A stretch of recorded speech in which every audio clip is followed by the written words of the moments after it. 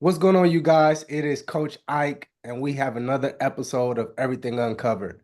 Man, I am super excited for my guest, as this is one of my former teammates, and we actually are in the same profession.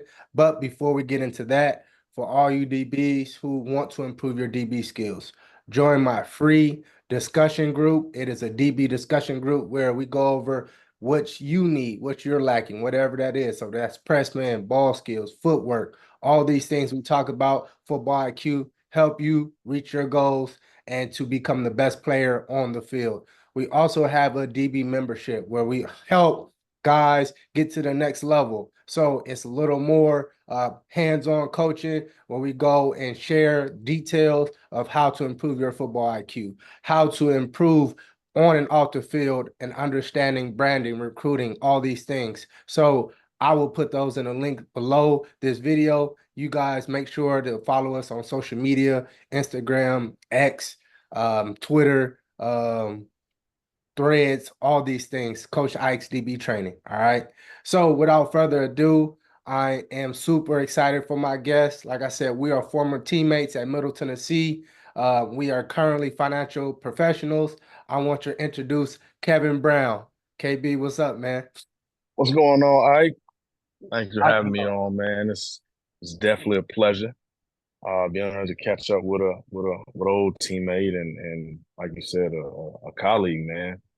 So thank you for having me, man. No, this is good. This is gonna be awesome, man. KB, they don't know you, man, like I do, bro. Very, very great character, man. A character as far as how you carry yourself, but at the same time, you a character, bro. You a jokester, but at the I, same time, at the same time, feel me, people respect you and what you said and what yeah, you brought to the table, man. yeah. No, I definitely appreciate that, man. I don't see myself in that light, but I guess that ain't important as how other people view you, man. Yeah, That's yeah, always the most important thing. exactly, exactly. Yeah, man. But man, let's jump into it, bro. So you Okay. from Tampa, Florida. I read. So, bro, I'm from Cali. Of course, I had other people on, but everybody upbringing is different, bro. So can you explain Mhm. how it was growing up in Tampa, Florida for you? Growing up in Tampa, Florida, for me, I felt like it kind of it set the table on my values, man. Um, just because again, it's I know Tampa is always known for beaches and retirement, the fun, the life. But what people don't know is the heart of the city is probably the most poverty-stricken area there is in Tampa. So a lot of the glitz and glam that people think about when they come to Tampa is just not there. You know what I mean? You don't see too many people riding around in Benzes and stuff like that. You got a lot of old school cars or a lot of broke down cars with rims on them. The mindset is different. And, just growing up in that environment, man, is humbling. Um, Now looking back on it, but going through it, it was just normal um for you to see the less fortunate. I mean, just it just kind of felt like everybody less fortunate. When you did have people that had it, it was just like you didn't really you didn't really go around them like that. So it was a little different, man. Nah, I'm glad you shared that because, like you shared, everybody upbringing for the most part is that foundation. It molds Yeah, us kind of who we are, and then we get exposure to new things, and it that kind of yeah, changes. So yeah. when were you introduced to football? Because I'm finding out a lot of guys that I talk to, they end up playing football late. Was that the case with you, or is it just like everybody else in Florida? Man, football's ingrained at a young age. I mean, for me, it was I kind of had that story to be honest, is I end up playing late. So obviously being in Florida from Tampa, I mean, you get a lot of sunshine. You know what I mean? It's always hot, it's always sunny, so you're always outside. And for me, I was introduced to football early, but playing an organized sport of football, I didn't play that really until maybe I played Little League, so it was probably like I played 1 year Little League. I didn't really count that year because I didn't know what I was doing. So I really didn't play football until maybe my sophomore year of high school. Got you. So before that, I only played baseball, Mhm. and that got cut short because I got a C. My mom just wasn't having it. So I got a C, and she took me out. And that year, they end up going to the Little League World Series that year. So it kind of like put a damper on my baseball career. I was like, nah, I don't want to do that no more. So I played a lot of throwback tackle, street football, and I was just hurting everybody up. So that is kind of where I developed the skill of that hard hitting, trash talking guy. Uh-huh. Yeah, I mean, so that's kind of where I developed that from, man. I think that's an interesting perspective because at least in California, they're talking about not having tackle football for the young kids, starting off with flag. Hmm. And I want to get your Yeah, perspective looking at it because me personally, just the dynamic of it and development of kids, I feel like there's no need to play tackle football yet, but you need to hmm, develop your game. And a lot of kids' development stop because of the physicality of it. So what are your thoughts of how your body actually felt though by the time you got to the next level? Rather, somebody who's been playing tackle football for 7 years, 8 years, or at the age of 7 or 8, and then they are not as fresh physically because their body's taking so much. yeah. I mean, I think I don't know, man. I have mixed emotions about it, honestly, because I try to you try to think about how it was when we grew up. And what we don't realize is as a kid, you're gonna do a lot more as a kid than you do growing up, right? So, with that being said, I think that starting them off not playing tackle, I mean, right now, if you asked me that probably 5 years ago, I probably wouldn't agree with it. You know what I mean? Right now, I can see why it's some concern because everybody's getting personal training. Like when we were playing growing up, we didn't have personal trainers. We didn't have the access to all this training, the access to these gyms and stuff like that. So it was just a little bit different when we were growing up. So growing up doing that and looking at these kids now, these kids are training like NFL players. So let's say you get a kid that was less fortunate who just can't get that training. And you got a kid who understands what coming inside out means at 8, you know what I mean? And he comes inside out and you get that perfect form, that perfect tackle, and you hit a kid who's less fortunate, you probably can do some damage to that kid. So I can see it from both angles, to the point where now I feel like I'm holding my son out of football, not partly for that reason, because I know he's just big.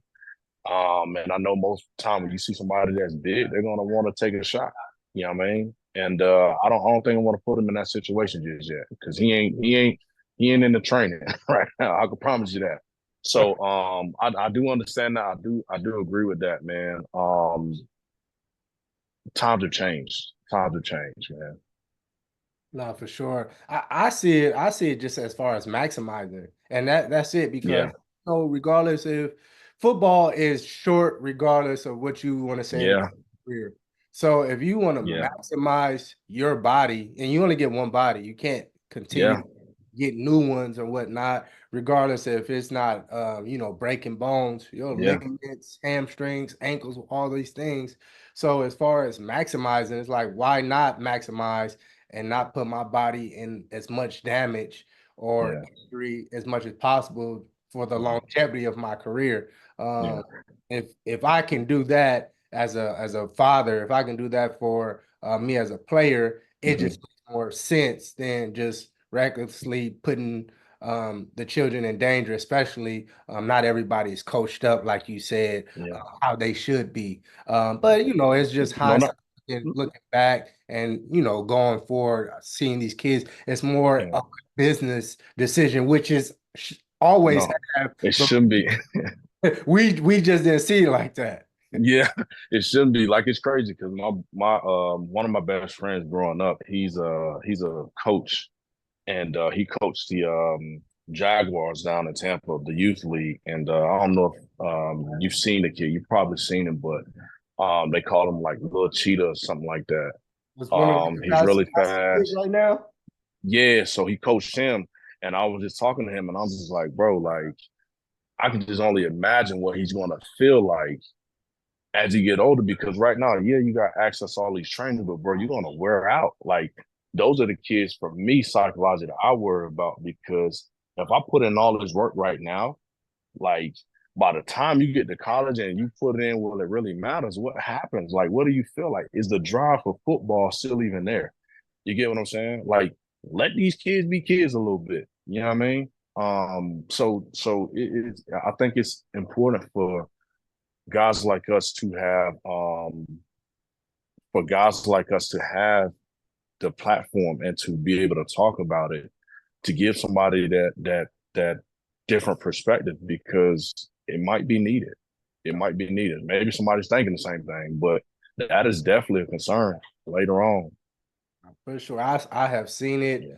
kids that I have been introduced to, the burnout, like you said, or their parent is just no longer around, and now they got the freedom to make their own decisions. And Mhm. you know, Yeah. it was their parents' Yeah. desire for them to play, not necessarily them.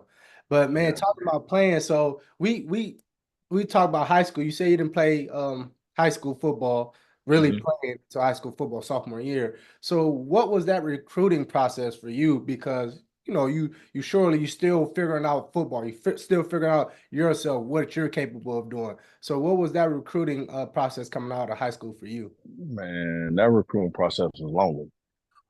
It was lonely because one, um, to be honest, I never thought about going to college to play football. That was never one of the things that I wanted to do. Going into high school, me being I went to Jefferson High School in Tampa, and at that time we were called University of Cyprus because Riche Caldwell. We had a lot of guys, Riche Preche. We had a lot of guys who went to play big D1 football. You know what I mean? A couple guys who went to the league. So every year we was putting 16 dudes D1 athletes in school. Not mind you, here I'm saying 16. That's people you got people on D1 that's not even playing. So that tells you the type of depth that we had. Like we had third string, Yeah. you know, and so coming out of high school, I was in the same class with Stephen Garcia that went to South Carolina. So that was my high school quarterback. So him being there brought a lot of attention to it, to our school. But it makes you take your game up. And in that process, nobody that I knew went to college. Nobody in my family went to college. So the only thing that I knew was, hey, SEC. If it ain't SEC, then I ain't going. That was that was the mentality, you know. So coming out of high school, I'm getting all these letters and stuff like that, and it started making you feel good. But you get family members who look and they just like, hey man, I always like this college, or I like this college, and then you have the influence of satisfy somebody else based off what their college preference was. And I knew nothing about conferences in football. I knew none of that. The only conference I knew was NFL. I mean, was SEC. So in my mind, it was SEC equals NFL. So that is what my mindset was. But going through that process, I would say it was lonely. I think now looking back on, I don't think no kid should go through that process without a professional, because there's so many different things to take into consideration now. Um, Now more than ever, even with them throwing NIL in the mix, it makes it a higher, you know, put the alert up. Um, but it was long, it was different, and I think it was a lot of pressure for a 17-year-old to be making a life-changing decision, you know, by yourself. And the only thing you got there is your parents who just like okaying whatever you do because they don't have a clue. You know what I'm saying? So it was lonely, man. It was lonely. It was exciting. It was, you know, it was lonely, exciting. It was everything in between. You know what I'm saying? So that was my take on it. on the recruiting process. Now that's crazy that you shared that because I totally agree with you as far as parents not having um an understanding of what it truly is. And Hmm. I say the recruiting process, and it's no disrespect to it. It's like being a dude and you telling a female like, yeah, you the one, but you talking to everybody else. Boy, you just hit the hammer on the head. But I just told my buddy he just had a son who just signed a Bowling Green. Um, and he was a late bloomer, came around and, he went to Buford High School. And, when you go to Buford High School, that's ranked in the nation, they had the guy Raiola as their quarterback last year. And, it's a lot of attention come to the school. And nowadays they give you all these offers. I'm telling them like the whole time, like, bro, don't get caught up in these offers. I don't care what they say. Don't get caught up in these offers. Like you need to start looking at some G5 schools, and a lot of people don't like hearing the real. And it's like almost come across like you hate. You know what I'm Exactly. saying? But I've been through the process. I can speak to what it is. They tell you whatever it is to get you here. And then once you get here, it's something different, or the situation changes, or the playing time ain't there that they promise you. So it's a lot different, bro. It's a lot different, and I ain't trying to give somebody a business opportunity, but for guys who've been there, who done it, like you need more influence of people who've been there and who's done it. You know Exactly. what I mean? Exactly. So, Yeah. bro, you chose MTSU. So what was the thought process of you choosing them, and then what was your? Because I want to get your take because you coming out of high school. So my experience, Hmm. I've shared my story. So my experience is from JUCO, but I want to hear your experience once school started though, or whenever you first got on campus and you started attending school and football. What was your thoughts? So why did you choose, and then what were your first thoughts? Man, I would be selling you short if I told you anything other than I was burnt out. So being that I started late in football wasn't even on my radar. Mm. Here I am, I got the number one quarterback in the country on my team. Our offensive line average is 280 pounds in high school. The average height of our linemen are probably 6'4" Hey, in high school. Our D line the same way. Our linebackers are about 215. Like we playing behind real college guys. So at this point, with all this talent around, um, I started getting these offers and big time offers are coming in. And I never forget we had the Florida offer to get Garcia. And it was a package deal between me and it was him, me, and another guy named Cleveland, which played DN. And it was us three. And if Garcia committed, then we would go to Florida. If he didn't commit, then they would get Chris Rainey and the Pouncey twins. So Garcia ended up not going there because that's when they had got Tebow. He ended up going to South Carolina. That scholarship fell through. So with that scholarship, every package deal scholarship fell through. So that was UF and USF fell hey, through. At that time, again, I was a late bloomer. So I started coming in and I started getting these offers. I had West Virginia, and I was going to commit to West Virginia. That's when they had Butch Jones was there. Butch Jones was actually the one recruiting me. And that's when they had Jock Sanders, Noel Devon, and all those guys. And I was going to go to West Virginia, and Butch Jones ended up leaving West Virginia. So guess what happened to my scholarship? God, That went out the door. You know what I mean? So here I am, 17 years old. I got all these big time coaches. I think I'm going here. I think I'm going there. So at this time, Colorado comes in, and they had brought in the guy that came from my school that played D line. Needless to say, he flunked out his freshman year. So the scholarship I had in Colorado, that went out the door. It was like, nah, we ain't bringing nobody else in from this far away from home to fail and do all this other stuff. So that scholarship went away. So, all right, cool. So at that point, I had um, NC State, which is North Carolina State. That's when they had Mario Williams and all those guys. Actually, Manny Diaz was the defensive coordinator at that school at the time. Oh, okay. So I had NC State, and I was like, you know what? At this time, this is when Thursdays college football. I mean, on Fridays, college football was really jumping off, and um, they was playing on TV all the time. And I'm like, you know what? I'm just going to NC State. But in the back of my mind, I'm like, I really don't like it because they wore Adidas. So I'm like, nah, I'm gonna commit to NC State. You know what? I'm just committed to NC State. I'm gonna bite the bullet. I done lost a couple scholarships. I'm gonna bite the bullet. I'm gonna commit to NC State. I commit to NC State. Entire coaching staff gets fired. So I lost that scholarship. Right. So now I'm like, oh my gosh. So now I got all the HBCUs coming, and I'm just sitting there and I'm like, all right, let's see what the HBCU world looking like. First two schools come to me, the first thing they're talking about the ratio to women to men in the band. And I'm like, I can get women anywhere I go. I don't play in the band. What are we talking about? Right. So I HBCUs off the list. Then it was MTSU. And now, mind you, you remember Alex Suber Yep. that played with us. So Alex Suber actually went to school with me in high school. Mm. So I knew of Middle Tennessee because of Alex Suber. And they was recruiting heavy, but I always brushed them because I only knew of them because we had a teammate that went there.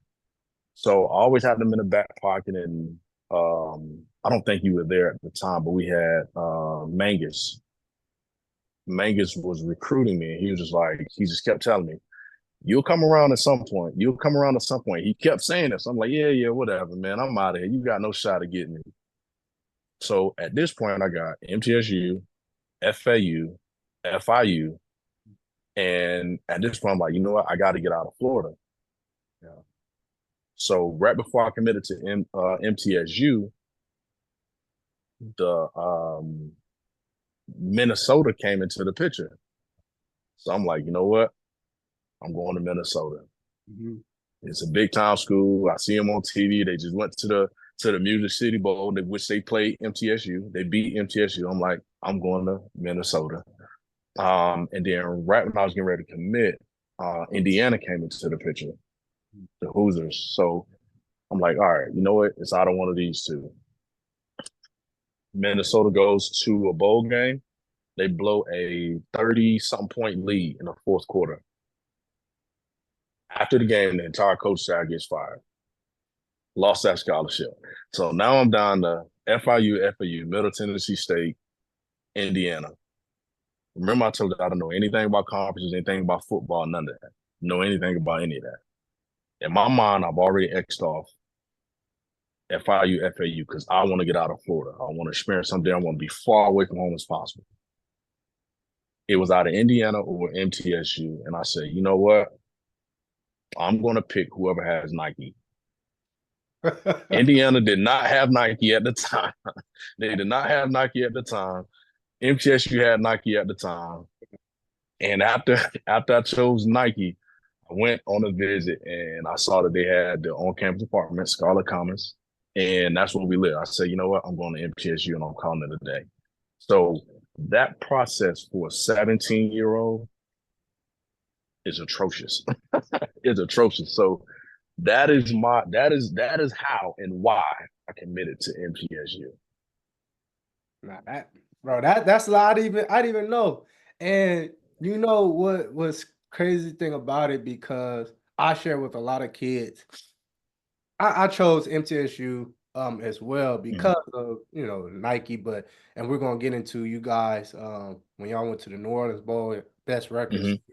in school history and whatnot. But I tell kids now, like, that's not enough, because at the end of the day, right? That school has a contract with Nike.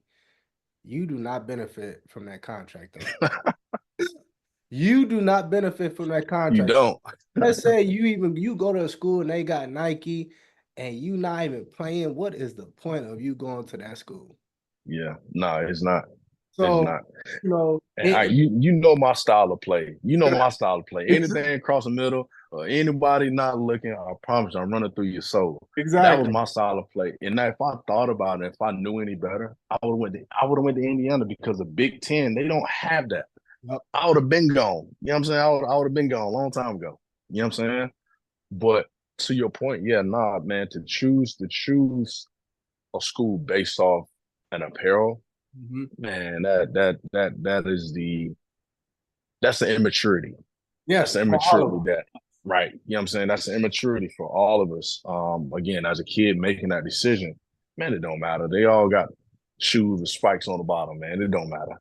Exactly. You know what I mean? But So yeah, that's that's a lot. That's a lot. And can you share with me? Because I've always heard the package deal. I heard it. I never knew the background of how they work because in JUCO, you for the most part, you by hmm yourself for the most part, unless somebody truly hmm like you and they like, man, all of y'all come together. But how right. does it work? Because you talk about Garcia, which I played against him in arena.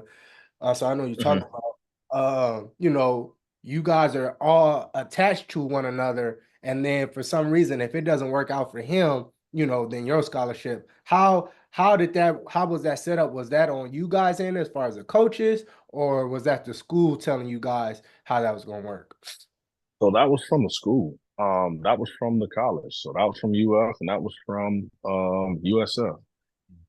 So what happened was um obviously he's the number one quarterback, so they want him. He is the golden nugget, right? So he's the golden nugget. But from a school standpoint, if I can get some decent guys that's dogs that has a skill set, and I don't have to do a bunch of recruiting, I get a bunch of guys who will probably come into a program, stay together. They already got like some kind of relationship, you know, because they're not here on their own, experiencing things new by themselves. You probably are more likely to keep those people out of trouble. They can hold each other accountable. You get what I'm saying? So when they come do package deals, one thing you're doing a couple things. You have a presence in the school that, hey, we can come take more than just one guy, Mhm. right? Two, from a recruiting standpoint, you don't have to, you can get 1 5 star, you can get a couple 3 stars, you can get a couple 4 stars, to come into the school and fulfill a need that you have. Yeah. You get what I'm saying? So it gives benefit on both ends. You know Mhm. what I mean? On the package deal end, but it's mainly the college. There's nothing that you can go in and ask for.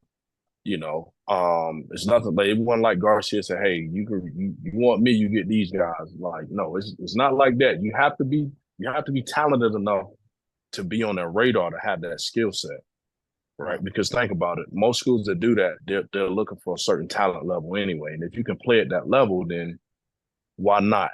You know what I mean? So just like so we had Garcia, Lakeland had Chris Rainey, the Pouncey twins. So they got 5 actually out of Lakeland, believe it or not. It was only a package deal with 3 of us at my school, but it was 5 coming from Lakeland. So they ended up getting Chris Rainey, the Pouncey twins. They got a safety. There was another safety, and a mod black. So they got all those guys out of Lakeland. They loaded up big time. Loaded up. Yeah, they loaded up. So again, so just imagine if Garcia would have went there, I probably would have been one of those big names. You know what I'm saying? Big household name, and you have running through people's souls. You know what I mean? It would probably been a little different, right? You know what I'm saying? No, for sure. And it's crazy how things work out. And I think everybody's story to MTSU is all different. Like when I Yeah, talk to yeah, it people, is. for the most part, it's like, man, MTSU was not the first decision, but I ended up there. But You know, you know what's crazy is Levante David mhm. from the Tampa Bay Bucks, right? I was his host when he came to MTSU. Really? I was his host when he came to MTSU. He came to me, he was talking, he was like, bro, he said, like, I seen you on film, like, why are you here? Mhm. I told him my story. He was like, man, you know what? I ain't coming here.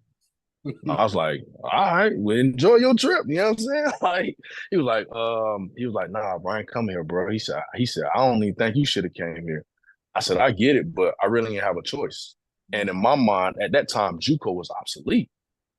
You get what I'm saying? You didn't want to go to JUCO unless you absolutely had to. You know what I'm saying? Especially in Because it Florida. wasn't no, Especially, yeah, you know what I'm saying? So coming out of Florida, going to a JUCO, yeah, you had to have bad grades for that to happen, right? Fortunately, I had good grades, but I never forget when he came on a visit, man, and he was like, "Bro, you shouldn't be here. I'm not gonna be in that situation." I'm like, "Bro, you good? You go get some playing time. Trust me, you definitely go get some playing time." He was like, "Nah, bro." He said, "I'm bigger than MT." You know, I was like, man, I can't even get mad at you because I feel that. You know what I'm saying? I felt like that myself. yeah. But what happened was, at that point, he was like, man, he said, I'm gonna just take my visits and I'm gonna go to a JUCO. And he went to JUCO 1 year. Next thing you know, he signed to Nebraska, third round with Yep. the with the 50 something pick, the Tampa Bay Buccaneers select.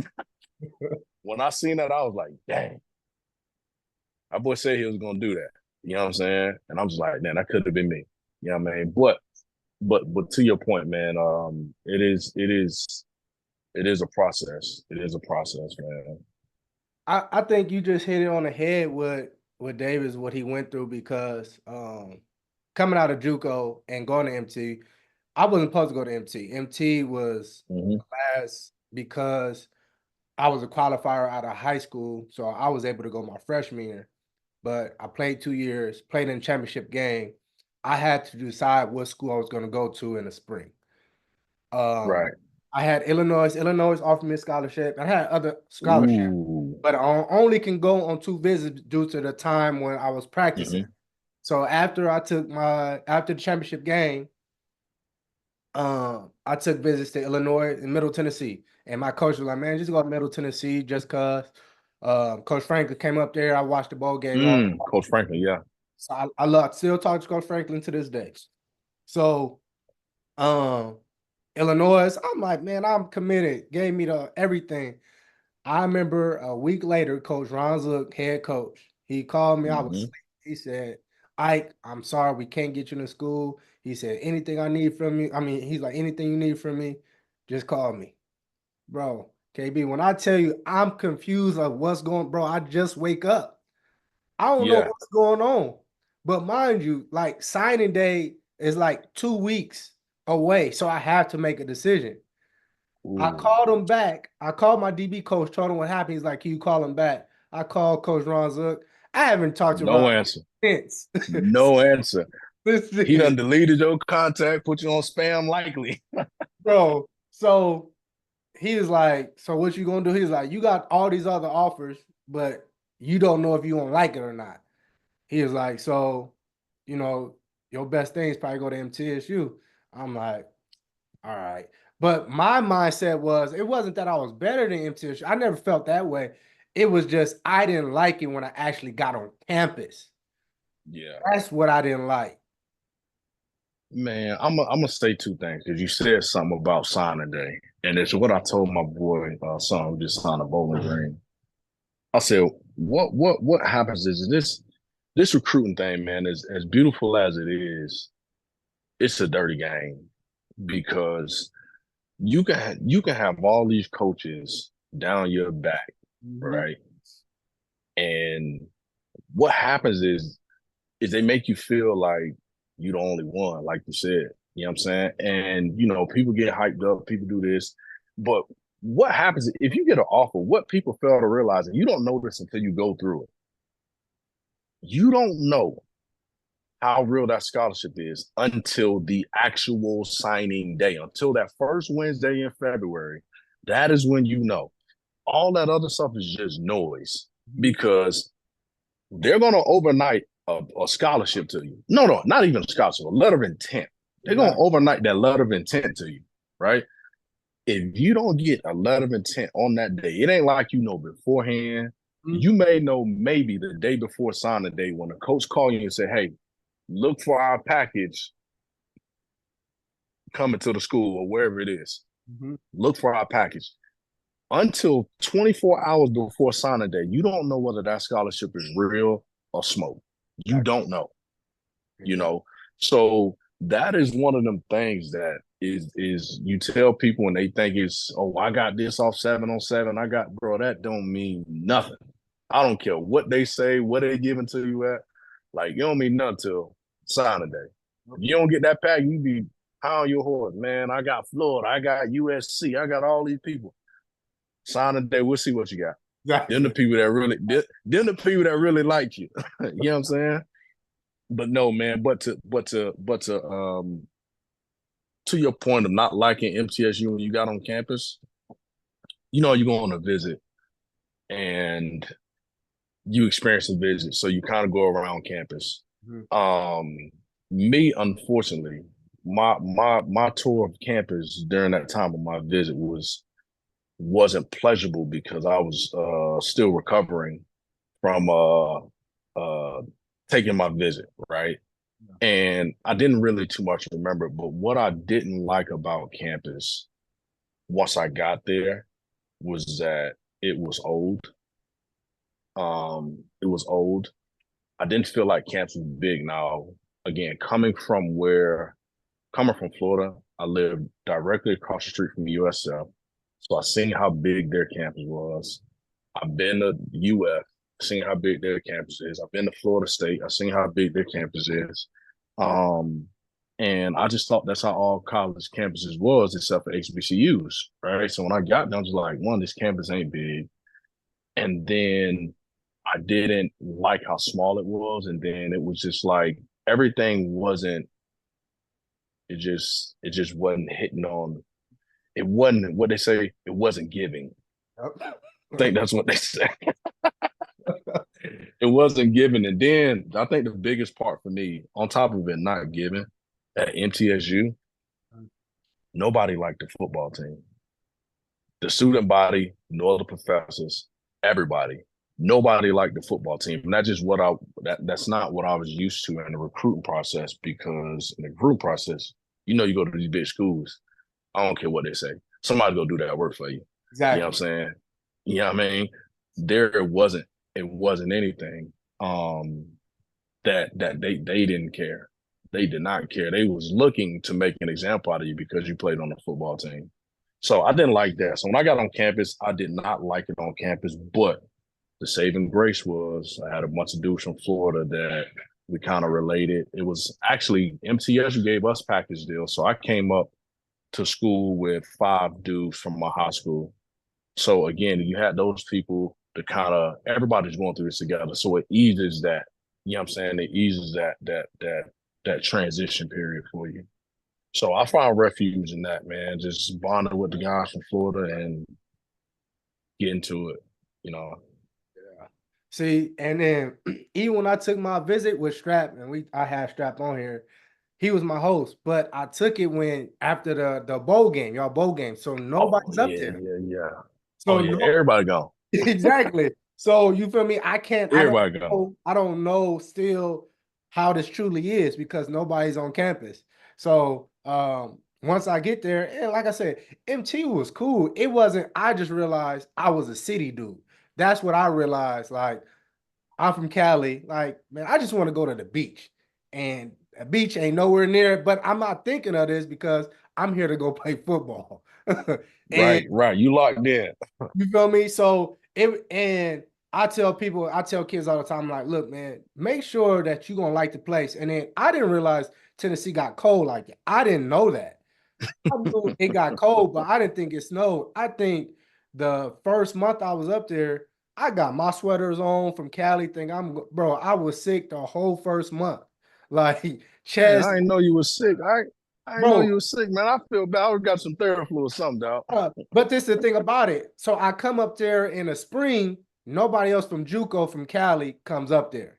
So I'm by myself, and C Love is my roommate. C Love is a different dude. We Oh about to boy, that's my dog. yeah, we about to fight almost every day. When we Yeah, my first boy C Love, he was a trip. but we at the end of the day, we end up being cool. But I'm hanging out with dudes from, and I can hang out with anybody, but I can hang out with dudes from Florida, from Georgia. But everybody thinks different from how I think because of upbringing. So even Yeah, though I'm with people, nobody can still relate to me, like you said, the package deal Yeah. where now I'm coming together with guys who grew up how I grew up. They understand at least Hmm. how it was for me. So that was tough initially getting up there. Man, once everybody from JUCO from Cali came up there, then it was like, and we started living together. That's when things became much easier. It was Yeah. like, all right. But I ain't gonna lie, KB, that like interfered with me like playing. Like I Yeah. No, it does. I didn't want to be there. And even though I'll be out of practice and sooner or later, I was like, man, I just want to go home. I want to go somewhere else. And I'd be like, bro, your environment can change you and it can Yeah. affect what you do. So Yeah. you got to make sure that you like the environment.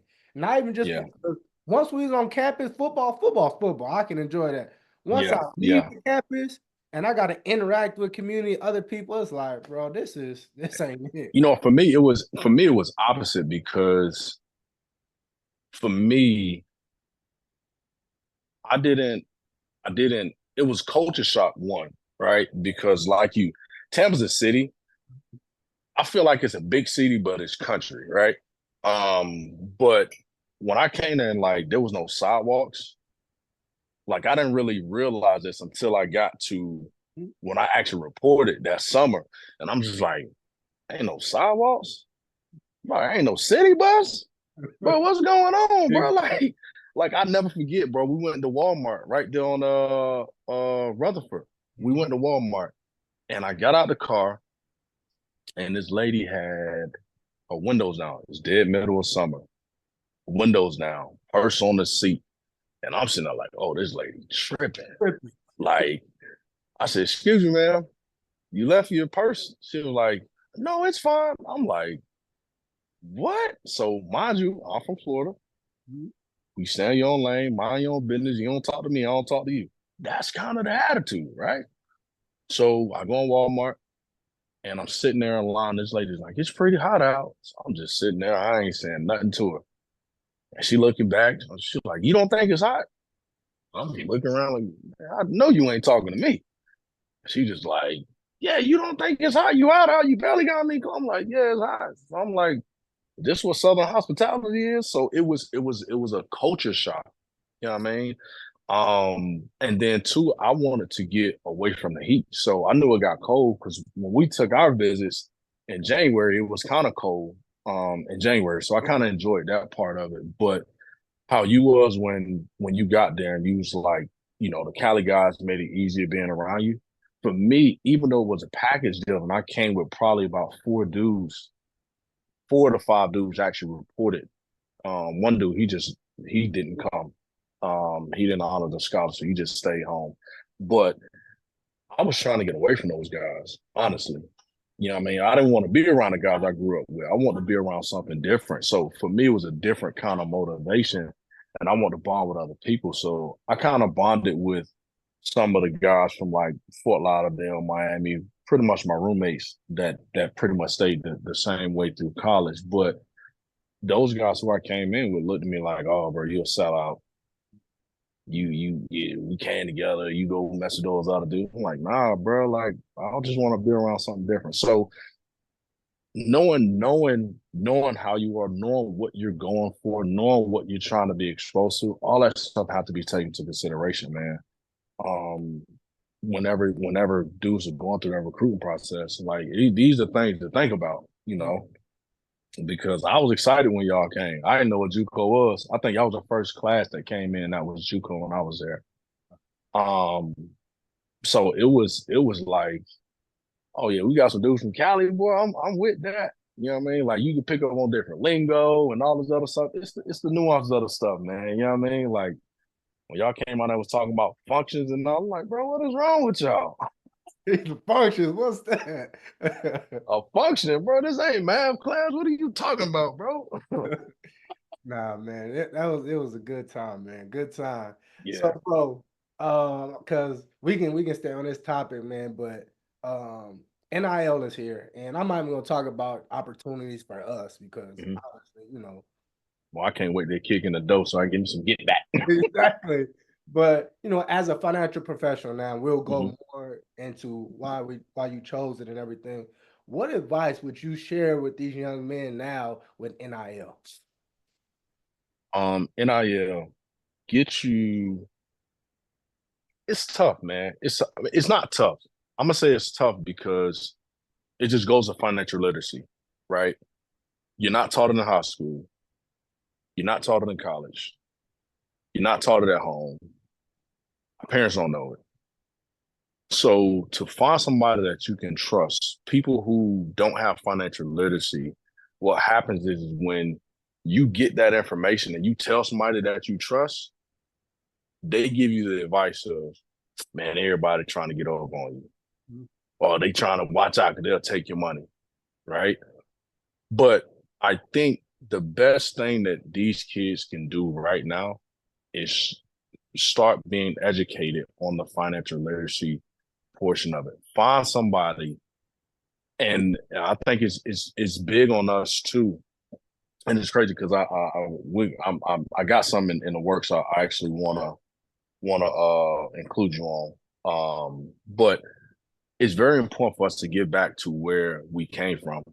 You know, like you have a bunch of guys that play football and now the football life happens, but there's somebody who has some financial literacy, and it's important to give back to your alma mater, man, to train these guys up and to figure this thing out. And right now it's happening even more or happening faster with NIL being able to be received in high school. You know, it is very important, man, that the financial literacy thing takes place. NIL is a dangerous game. It makes everything NFL level. It makes everything NFL level. It's crazy. It is nuts. It is nuts. I man, it's scary to know that you're giving kids so much money and they don't know what to do with it. And if you give them, let's call it 7 years, not even 7 years, give them 5 years. In 5 years, they can be dead broke from a kid who was just getting $750,000 every 3 months. Worse situation than before. Right. So now you're worse off because you probably done got debt and all this other stuff. Your parents probably done went and did all this stuff. You got nothing to show for it. You know what I mean? It is a very, very, very dangerous thing with NIL. Even Prom said it. Even Prom said it before when he was at Jackson State. He was talking about it. He mentioned just, giving these kids this money, these boys need financial advice because they don't understand taxes. They don't understand all of this. And again, you just don't. I mean, we in the industry and we still learn a bunch of stuff. So yeah. But Now, that's my take on NIL, man. I think these kids need a lot of help, a lot of encouragement. But I too understand that they don't know where to turn to. exactly. I think you hit it right on the head as far as finding someone you can trust. I have teammates who are still playing professional, and I Mm-hmm. talk to them, and they're like, Ness, I can trust you. Like, I know who you are. Like, I have Mm-hmm. people who done talk to Yeah, me, and it's like, I don't know their motive. But finding someone you trust where you can at least have that conversation and be real with you. Because, even if they know what they're doing, man, they can catch yeah, you slipping, and everybody takes advantage of other people, which is very yeah. unfortunate. Um, Mm-hmm. it's a cold game. It's a game within a game, and it's not right. But finding that individual that you can trust, I think that will help because there's nothing worse than you buying a house from your mom and them. That money stop. How they gonna pay for that house? Man, they got right. How to go pay for it? Let's say something happened to you. Because truth be told, man, a lot of these things is going on in society right now, man. Um, Kids are dying. It's a lot of, I mean, I understand it's a lot of kids that was dying earlier before, but it is up right now. You know what they say? It's up and it's stuck. Like, it's up right now. And it's a lot of kids dying young just from miscellaneous things. You know what I'm saying? Getting involved in all these different situations, whether it be drugs, whether it be, just driving fast, especially these scat packs, having accidents, getting like it's a lot of things that can that can hinder that I know we didn't think about at that age. So it's a big deal. It is a big deal. It's a big deal. Sure, for sure. That's we very important. We very key. We understand. So we need a Yeah, influence, influence, man. yeah. So No, we definitely the influence. I want to go back to MTSU because I talked about it and I want you to share. You know, I got up there the year after you guys. I think you guys won Hmm. 3 that year. Um, Yeah. Orleans Bowl, you guys blew out Southern Miss. It was a phenomenal game. That was my first time ever watching you guys play. Defense played physical. You guys actually led the nation in tackles for loss, was top in turnovers. You had Suber. I remember him flying around. I remember you killed somebody. I forgot who you hit. I think it was number 5. You hit It number was number 5, that receiver. Yeah. tall receiver. Oh my goodness. Unfortunately, he broke his leg that game too. That was crazy. Mhm. But y'all was just flying around. Offense was just going crazy. I remember Coach Franklin was like, Ernest, watch the game. We going. So I remember watching the game and y'all had Nike. I'm like, oh man, I'm for sure shining. So, can you explain that year? Because y'all went 10-3. That's something that's never been done prior to that. And it still stands. Now, we was in the Sun Belt at the time there in Conference Mhm. USA. You guys was playing big time guys. Before I got there, y'all was playing like LSU. Y'all was playing LSU, like Oklahoma. You guys played LSU, Oklahoma, Louisville, oh yeah, Virginia, yeah, Maryland. Y'all top Maryland. Maryland Maryland don't even play. twice. Yeah, Maryland don't even play MCSU no more. Georgia Tech don't play no more, but that's after Yeah. he left. So can you explain why were you guys so successful? And then also, what was that dynamic for that team? Man, I know why. You know why we were successful, I do, man. but I want They only recruited the best state in the country. You know what I'm saying? Nah, man. I think our success came from um building that chemistry, man, because put it like this. My freshman year, I didn't really know anything about bowl games. I seen them, didn't know what it took to qualify. They told us winning. I remember freshman year, we were going to play Troy. And before we got on the bus to go to Troy, the conversation was, all right, bro, we done already got rental cars. We driving home, but we ready to go chill. Because at this point, we know we ain't going to a bowl game. This is the last game. So at the end of the day, like we about to go home for Thanksgiving. We gonna party, we gonna kick it. And as soon as we got off the bus, who driving? That was a conversation going into the game. And I can't even remember the record that we had um my freshman year. I didn't even think we won 5 games, to be honest. But we were just getting killed. And what happened was Manny Diaz was a linebacker coach at that time. My sophomore year, Manny Diaz went to defensive coordinator. He was already defensive coordinator. He was a linebackers coach. Sophomore year, he went to linebackers coach from coaching the DBs, and he was the defensive coordinator. And at this time, I don't know what happened. So Manny Diaz is from Florida. For those who don't know, he went to Florida State from Miami. Dad used to be a mayor, whatever the case was. And sophomore year, I think we started seeing some of the glimpses of people that was really talented coming out. And it was like he stopped the whole defense and rebooted everything. And what happened was he put people in position of their strengths, right? So now we're in position of their strengths. And yes, sophomore year we didn't go to a bowl game.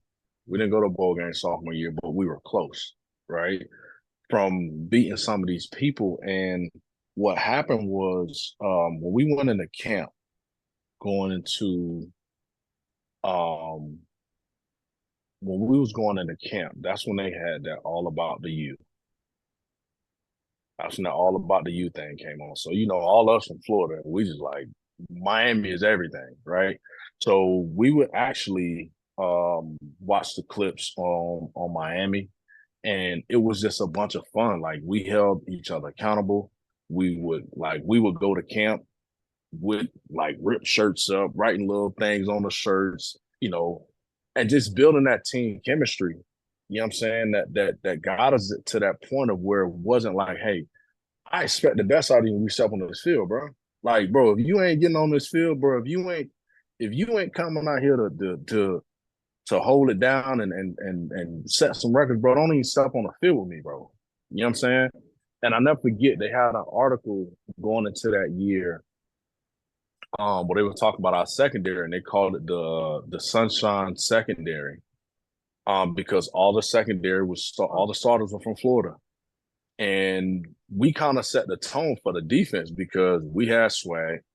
You had Raw, who was fast, Sue, who was fast. You had JK, who was gonna sit back there and pick everything. You know what I'm saying? You had me that was gonna come through and drop a bomb on everybody.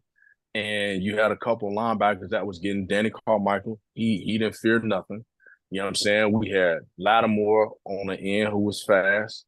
We had Chris McCoy. We had some big time playmakers on the line. So we had the pieces, man, and it was the chemistry along with Diaz just letting us know that, we're going to be the top in the nation. Like, we going to lead in turnovers. And when I tell you we practice turnovers, like to the point now, I coach a school out here and I tell them, bro, we're going to score.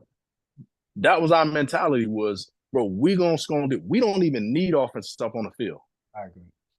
Like, we going to score regardless. So that was infectious, man. And everybody just believed it. Like in practice, like Dash, what we picking you off in practice, boy. That's what it is. And we talking noise too. We talking noise. You know what I'm saying? And if you want to wrestle out the practice, we can wrestle out the practice. However you want to do it. You know what I mean? And it was just like that type of competition, that competitiveness that drove us to the next level. So when we watch film and we exploit a weakness, if we see that tackle is weak in this stance during the game, hey, listen, Cam, he doing it. You better run through him. Like, we let you know, like, bro, we study too. And we became so physical that I'll never forget. Diaz told me, he was like, man, every time you get a chance, just run through him. Run through them, set the table early. Because if you set the table early, it's going to make it easier for everybody else. So that season, every time the game started, Diaz put in a play called Stars. I'll never forget it. It was called Stars. And we actually ran it in the bowl game that you're talking about with number 5, because he was like a top receiver that year. And when that play was called, every game, me and Rod, we had a little thing, we partnered up and we would write our stats down. You probably remember, we would write our stats down and we would hand it to each other, see what we had at the end of the game. Whatever you want to have. You know what I'm saying? And you had to go get that. Because if you ain't go get that, then it was some consequence if you ain't go get it, right? So I always had on a knockout hit, 10 tackles minimum, and a pick. That year I had 8 interceptions. I was like third in turnovers. I was third in turnovers in the country. JK one far behind. And it was just that was probably the best defense I've ever played on as far as chemistry, accountability, just being able to be open to a bunch of dudes. And if they tell you slacking, then guess what? You probably slacking. You better step up. So it was a lot of that on the field, man. And it was fun, bro. It was fun. Like, it was fun. It was like we couldn't wait to get, like, we played on Saturday, but we couldn't wait to Sunday to go watch film. Mm-hmm. Like, we couldn't wait to Sunday to go watch film. Like, bro, I can't wait. I'm gonna watch what I did to him on this play. Watch what I did to him. Like, it was exciting to go watch film, bro, because we know we was out here balling. And then we didn't even, well, maybe I can speak for myself. I didn't even realize we were winning the way that we were winning. The only thing that we wanted to do was dominate whoever stood in front of us. That was it. You know what I'm saying? That was it. So I don't know if that explained it, but it was something special that we had at MTSU, man. And it was fun, bro. It was No, fun. you can tell, like, just watching, like I said, watching that bowl game for me, you can tell it was a lot of fun. I was like, bro, I'm about to be playing in this. And Coach Ellis at the time, he's like, Sue was gonna be leaving, you gonna Ooh. play the nickel too. So I'm like, I'm doing what he gonna be doing. Like, I never blitzed a day in my life. I'm like, I get to blitz, I get what? So I'm excited. And this is another reason why, and we can talk about it because you was Mhm. there senior years. We still went to a bowl game, but I think the thing that hurt us, Manny Diaz and Manny Diaz left. both of them left. Now, Yeah. I Yeah. remember at the dinner table because this is my first time ever meeting Manny Diaz. I never talked to him one on one. We was at the dinner and they was like, "Are you returning?" And KB, when I tell you, he was looking down the whole time. He was like, "Yeah, Yeah. I'm coming. I'm gonna stay." Man, the next day he signed with Mississippi State. Out of there. Out I, of there. I'm not mad at him, but Coach Franklin, he told me directly. What is Because he went to La Tech, right? yeah. No, he went to Yeah. Cal. Cal. He went to Cal, then he went to La Tech. Yeah. But he told me in our I forgot not our canteen area. He told me that he was like Ernest, he's like, most likely I'm about to leave. And he told me why. I was like, man, coach, I understand. You He's gotta like, get that money.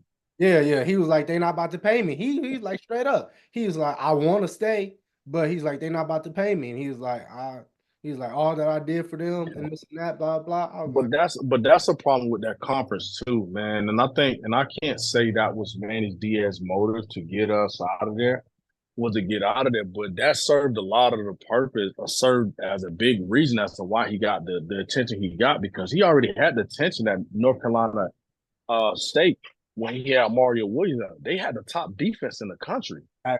You know what I'm saying? So then you come to Middle Tennessee and to go 10-3 with a team out of Sunbelt and go 10-3 nationally, that does something for your brand as a person, right, right? So when Diaz left, man, like when I tell you that was like it was like meeting a girl, hitting on the first night, and she leave you not talking to you, boy.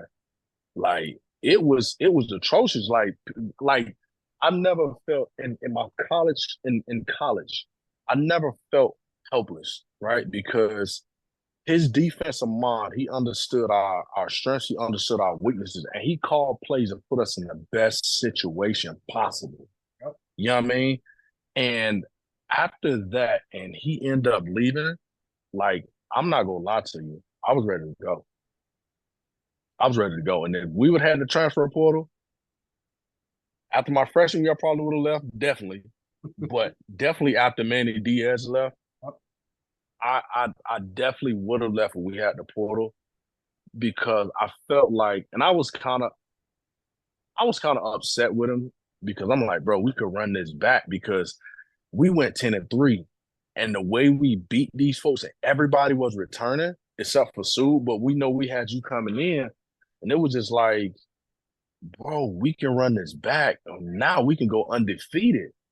Like, bro, you know what I'm saying? It would, to me, it was just something different. But I understand you had to make the move for the money and all this other stuff, man. But that was gut wrenching. And I felt like my senior year because after that year, me personally, I was on the table and I'm on the fence. I really was on the fence on declaring for the draft that year yep, because I'm like, that's the year Eric Berry and all them came out, and I'm sitting there and I'm just like, shoot, I got about 8 interceptions. I'm ranked, top 10 safeties. Like, do I take my shot? Do I take my shot and go? exactly. And I remember talking to Rod, Twan, and them boys, and like, bro, like, you still coming from MT because it was just different back then. And it's like, bro, you still coming from MT? Like, man, let's just run it back. And I'm just like, bro, Diaz ain't even here. You know what I'm saying? Like, they can't run his defense like he run his defense. Mhm. And senior year was probably the most frustrating year Frustrated. because we had so much going on from Diaz leaving, supposedly going undefeated to not going undefeated. I think we went what 9-5 or something like that. Oh no, we Uh, were like 7-6. No, 6-7. 7-6, 6-7. So no, we went to the bowl. Yeah, we lost the bowl game, so we went 6-7. That's what the bowl game made us 6-7. We were 6-6 Yeah, prior. yeah. So we went 6-6. Then we dealing with Diaz leaving. We dealing with our new offensive coordinator. We're dealing with the whole Dasher situation. You know what I'm saying? And it's just like I'm just like, bro, how could this happen a senior year? You know what I'm saying? And it was like it was gut wrenching. Like I never forget.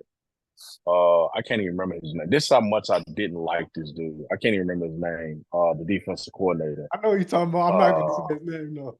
yeah. I couldn't stand this dude, bro. Like it was bad because every chance he got, he would he would do our man call like shit.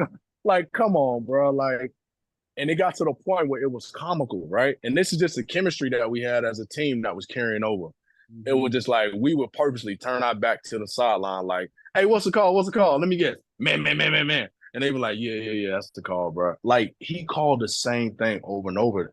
And I never forget we were in Florida. I think we was playing FIU that last year, and he just didn't have control over the linebackers the way he should have, and it kept falling on me, right? So cool. It's not a problem to keep falling on me. But at this point, we have other things in our defense. And me as a player, I should be able to say, hey, we need to be running two. We need to be running cover two. We need to be running strike. We need to be running these things. Like we need to be running our other coverages in the fire zone. So I'm like, bro.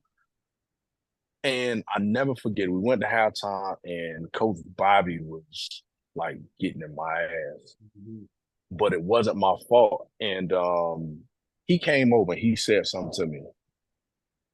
And at that point, I lost the top. And in my mind, it was either punch him or punch the wall. And I punched the wall and immediately I broke my hand. I I saw knew you it was broke your broke. hand. Yep. Yep. I knew it was broke, but I punched the wall out of frustration, right? And it was so crazy because he just sat there. He just got like looked like a dead body, right? And it was frustration. I was like, bro, run other. We got all these other defenses. Stop running this defense, right? And it frustrated me, man, because nobody could run that defense like Manny Diaz. Nobody could run that. I don't care who you put in there. Manny Diaz understood the ins and outs of that defense. And we understood it a little bit because we knew what would work and what it would stop. But man, after Manny Diaz left, man, that thing felt like, oh my gosh, felt like I lost my kid. It was bad, bro. It was bad. It was bad. I mean, we still went to a bowl game, but even the bowl game wasn't enjoyable.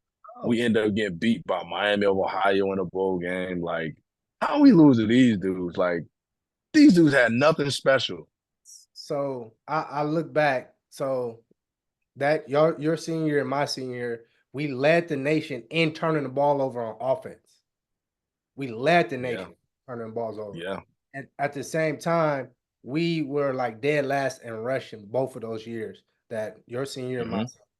So, and then we couldn't turn the ball over. We couldn't get a turnover. We was like yeah, one of the last. So it's like everything flipped on how it was. But that showed how talented that team still was, where we led the nation and we still went to a bowl game despite all that right. what we was going through. Because Yeah, yeah, um, people don't understand. And Lat, congratulations to him. Lat just got yeah. inducted to the Hall of Congrats. Fame, hmm at Middle Tennessee, played D in. hmm That you guys, your junior year, your senior year is the most scouts since Yeah, I've been there. The most scouts that ever came through Middle Tennessee. I remember yeah, because I went 10-3. There was 23 or 24 scouts. Your junior year. You guys yeah, senior 20 scouts. My senior yeah. year, we had 8 scouts come out. Wow. Eight That's scouts. crazy. 8. Yeah, that's crazy, bro. It was, man, I'll tell you, man, it was special at that time, man. it was special. If I can go back and do it again, man, I'll probably have a conversation with Diaz. I'll probably hold him hostage. Hey, but you know what this, and I wrote an ebook and I share this. I shared that this goes back to recruiting because let's say if a coach is at a smaller school and they have Hmm. success, most likely they are going to leave. So They out of there. you got to have an understanding of that. Like, oh yeah, I'm Hmm. about to commit. They go 10-3, most likely that coach gonna go somewhere else, Yeah, get a bigger payday. Now you need to yeah, understand you don't need to commit, you need to wait. yeah. Or And or if like you shared, you might be a bigger school might be offering you. They go 1-9, most likely they don't get they fired. out of there. So They out of there. you need to have an understanding of that dynamic of how is the Yeah. coach, is their job security, is they safe. And Hmm.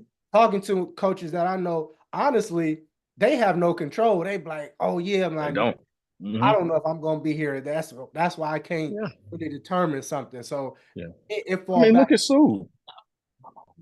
Yeah, look at Sue, because Sue was on the coaching staff last year. with Coach Stock his last year.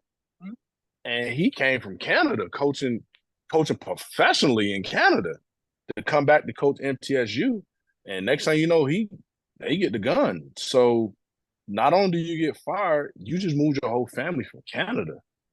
I think he had a baby while he was there and all kind of stuff. So now you have a baby there, and you know what I'm saying. So man, it's tough. And hindsight 2020, um, we probably should have knew that because Diaz had already had a number one defense coming from NC State. You know what I mean? So coming from a number one defense, the Middle Tennessee, then taking up 10-3, that's the stamp you need right there. You know what I mean? Because it just carries on. Because then he went to Mississippi State, did the same thing. Then he went to Texas, did the same thing. Then he went to Miami, did the same thing. Now he's at Duke, and I'm pretty sure they probably gonna do the same thing. You know what I mean? So it's understanding that, man. It's understanding that, man. This that the football is great, but it's a lot of ins and outs, man, that as a 17-year-old you don't think about. You know, how all these things can affect you. You Exactly. know, it's crazy. It's This is crazy. when I realized because as a player, you thinking like, man, I'm losing. We're losing. What am I doing? And you look at yourself, and Hmm. honestly, and I because I understand it, it's like we are. And it's no disrespect how I say this, but this is just how I see it. Hmm. We honestly are just chess pieces. And we Absolutely. literally cannot control what we're doing. It's whoever is playing the game, whoever is that defensive coordinator, the offensive coordinator, the head coach. They have so much influence on how we do things, and if they do not have the right strategy, this is why I think I don't care how good you were in high school, college, and then you see a guy not performing that it's not on the player. At some point in time, it's accountability for coaching Yeah. because Yeah. a It's dude is not just great and then he's just trash the next day. yeah. It's not possible unless he's not Yeah. no longer putting the work in. But I call it the system. If the ex- system don't work for you, it don't work for you. It ain't gonna work for you. You know what I mean? And that's what happened our senior year. That guy who came in, his system just didn't work for us. It didn't work for us. Nothing changed with the people. It just didn't work for us. exactly. You know. So you definitely hit us. You were spot on with that, man. It's the people. I think I went back 2 years later. This is before Middle Tennessee went into Conference USA.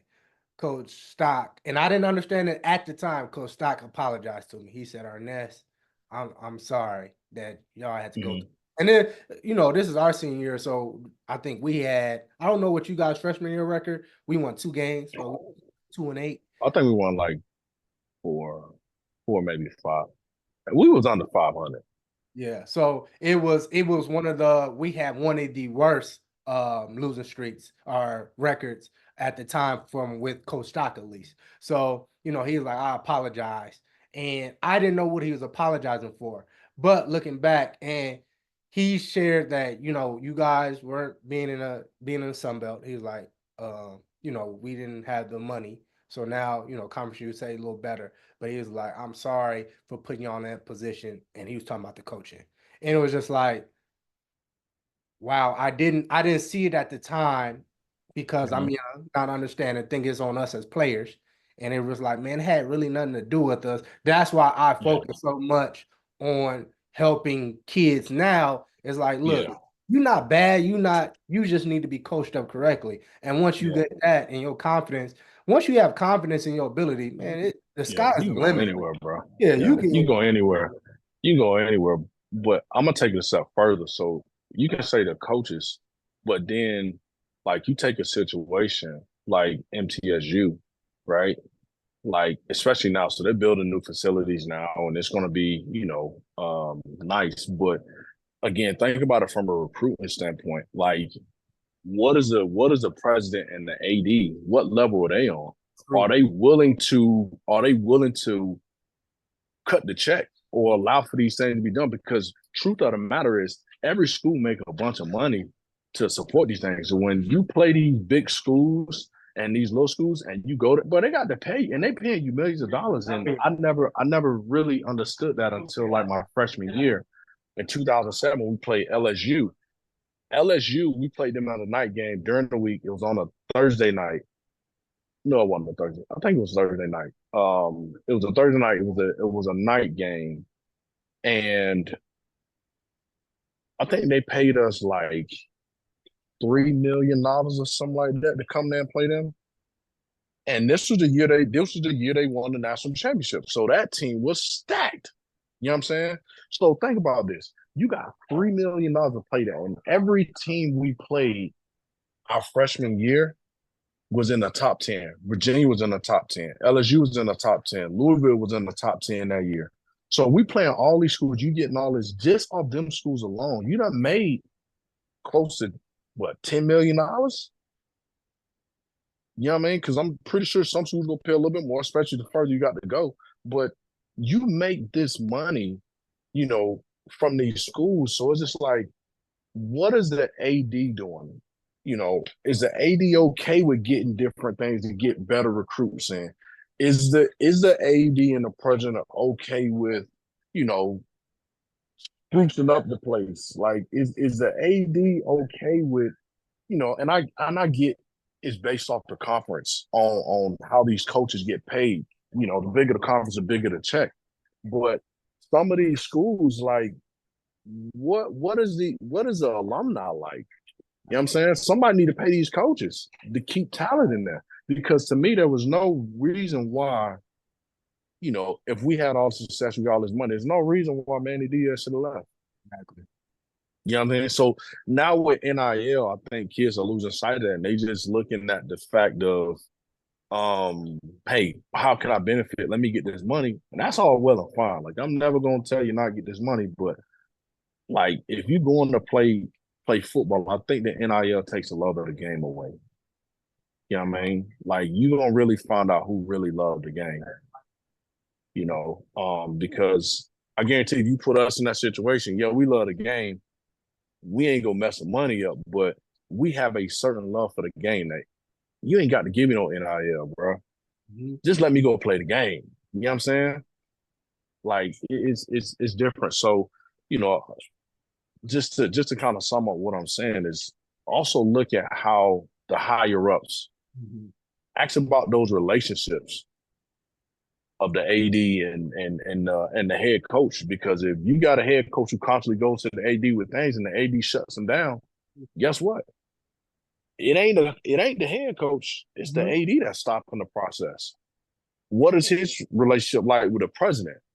You get what I'm saying? So those are things that definitely needs to be a concern. You know what I mean? Yeah, and this is all things as a recruit that you must gather to make that Yeah, decision. yeah. And you doing all this at 17 years old. How Uh, can your dad preach this to you? Only thing he knows, man, I remember back in 77, they was doing this and that, and they was this, they won that, they beat this team and that. That's all they know. They all they don't know the know. ins and outs of this, man. That's all they know. It's crazy, And but yeah, bro. And nah, then that's bro, you did something your senior year though too. You ended up pledging. You joined a fraternity senior year. oh First of yeah, all, Why you wait senior year to do it? All right. And then what made you pledge? And then you can tell who you pledge with. And then how do you Okay. balance all of this? Because we know football is very demanding. But at the same time, now you got to separate time outside of school, outside of Mhm. the schedule of football. How do you now balance all of these things? Man, it's crazy. So I pledged the one and only Omega Psi Phi Fraternity Incorporated, man, and it was it was it was funny because um they wasn't on. Put it like this: the Q's was not on the yard when we came, so they hadn't been on the yard in forever, Mhm. right? And I never desired to be in a fraternity or something like that. That was never like a thought. But everything that I was exposed to by the Qs. So everyone that I seen was my coaches in high school. Some of them were Qs, some of the teachers were Qs, like different little people in and out of the community were Qs. So I always seen it, right? Um, and then when I got on campus, my junior year, so my junior year, what happens? Desmond G crossed, and I'll never forget it, right? Um, they was like, "Hey man, Desmond crossing, they got a Q probate tonight." So I'm like, "A Q probate?" I'm like, I thought they wasn't on the yard. So we come out there, we do it. I'm like, "Oh, this is crazy!" Like, bro, just to see the way the everybody was responding, I was like, you know what? I think I would be interested in something like that. So I was just kicking it around. So I would just mention it, and then Juan mentioned it, and he was like, "Yeah, but I go to that joint with you." So I'm like, "Okay, well, let's do it." You know what I'm saying? So we go to the interest meeting, we go there, and it was just like one of those things that kind of one thing turned into another. Um, because the alphas had been trying to get me to come on, and I was like, nah, I just want to feel it. I had never knew anybody that was Qs. I mean, that was alphas. So I was like, nah, I don't really know about that. So balancing that and football, I just jumped out there willy nilly doing it, right? And this was in springtime. So you got spring practice, got spring workouts, you got mat drill, you got all this stuff going on, and you online. So it was like, bro, that was like the toughest time of my college career because I did it during the spring. And with all the stuff going on, of what all you hear or whatever the case is. So I don't know if you remember, bro, I wasn't shaved up. I wasn't nothing. You know what I'm saying? I And remember coaches like, yeah, KB, I think he pledging this and that, but we asking y'all, and you and Twan not saying nothing. nah, bro, I'm just chilling, bro. And I never forget. So Coach Ellis, he kind of looked at me and said, "Yeah, you probably pledging that Q dog, huh? You go play a Q dog, huh? You look like old Q dog." I'm like, nah, man, I ain't pledging no Q, man. I said, I don't got time for that, man. I said, I'm just chilling, man. So I just told myself, there's a lot going on at home right now. You know what I'm saying? So that was my thing. It was just a lot going on at home. So mind you, Coach Bobby comes to me one day. He calls me up to his office. Mhm. So I go up to his office, and he was like, "KB, are you okay?" So I'm like, "Yeah, I'm good, Coach. What's up?" He's like, "Man, your attitude is just it's god awful." Like, so, so I'm just like, he's like, "It's god awful." So I'm like, "It's god awful." He's like, "Man, you snapping on everybody. You look bad. Are you on drugs?" I'm like, "What? Am I on drugs?" I said, "Why I got to be on drugs?" He said, "I called to ask your mama, are you on drugs or not?" As she talked to you, I'm like, "Bro, you called my mom, bro?" As I'm sitting there talking to him, my mama called me. So I'm like, "Oh my gosh, like, what are you doing?" Still, I don't tell him I'm pledging, right? So I finished talking to him. He's like, "You're going to sacrifice your career? You so good. You can go to NFL. None of those guys are going to NFL. You can always do that. You can." So it was one of the things where it was like, you pledge Q, you ain't going to NFL and all of the other stuff. So it was crazy. So I said, hold on. It's my mom coming. My mom. So I answer the phone in front of me. What's up, mom? I'm about to catch a flight today. Your coach called me and told me you on drugs. I'm like, what? Like, are you kidding me? So I'm just like, he was like, you got to make a choice. What are you doing? So I never told him. So then once I pledged, he was like, man, I knew it. I knew it. I knew something was off. You wasn't the same you. You was looking bad. He's like, now you got to focus and make up for all you lost. I'm like, bro, I didn't lose anything. But it just went to show that, like as much as, some of these organizations are good and good for these things, man, these college coaches, man, they want you there for a reason. Nothing else matters. Nothing else matters. And when they say it's a full-time job, remember that's a full-time job and you have to answer to them guys, man. And I wouldn't change it for the world, but I probably would have did it a little differently if had I known how they viewed it. You know what I mean? And I say that because, you get some people who don't understand it, and it's like your focus and dedication is not on ball. So, and it's crazy that it came up, but it came up in the midst of me getting recruited to the NFL. It was just like you took time away from ball. Now, granted, it's plenty of people in the league that's went fraternity, but it's all about how that coach paints that picture. You know what I mean? And I think he didn't understand it because he had never had a player pledge during the time he was coaching them. But it can raise some questions that probably shouldn't be raised. So definitely pledge wisely. I would definitely do it. I would advise nobody to do it during your senior year. I definitely wouldn't do that. I mean, if you're gonna do it then your sophomore year, junior year, something like that.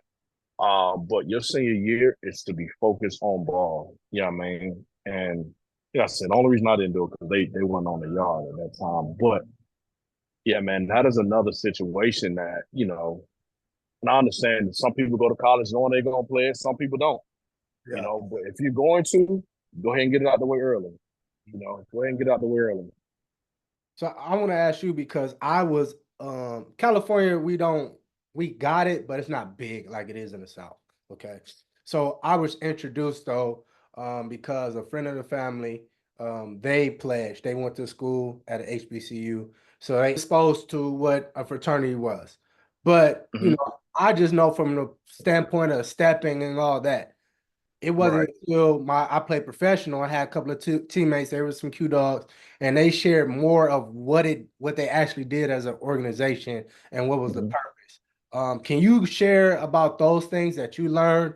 And because like a lot of people didn't know, I didn't know you had to continue to pay a due for you to be active. I didn't. I thought once Mm-hmm. you was in. Like you didn't have to worry about nothing else. So, can you share exactly what this community or this organization does? Because it's honestly a lot of powerful people in powerful places that I've come to find out. So can you share a little bit of that organization and what you guys do?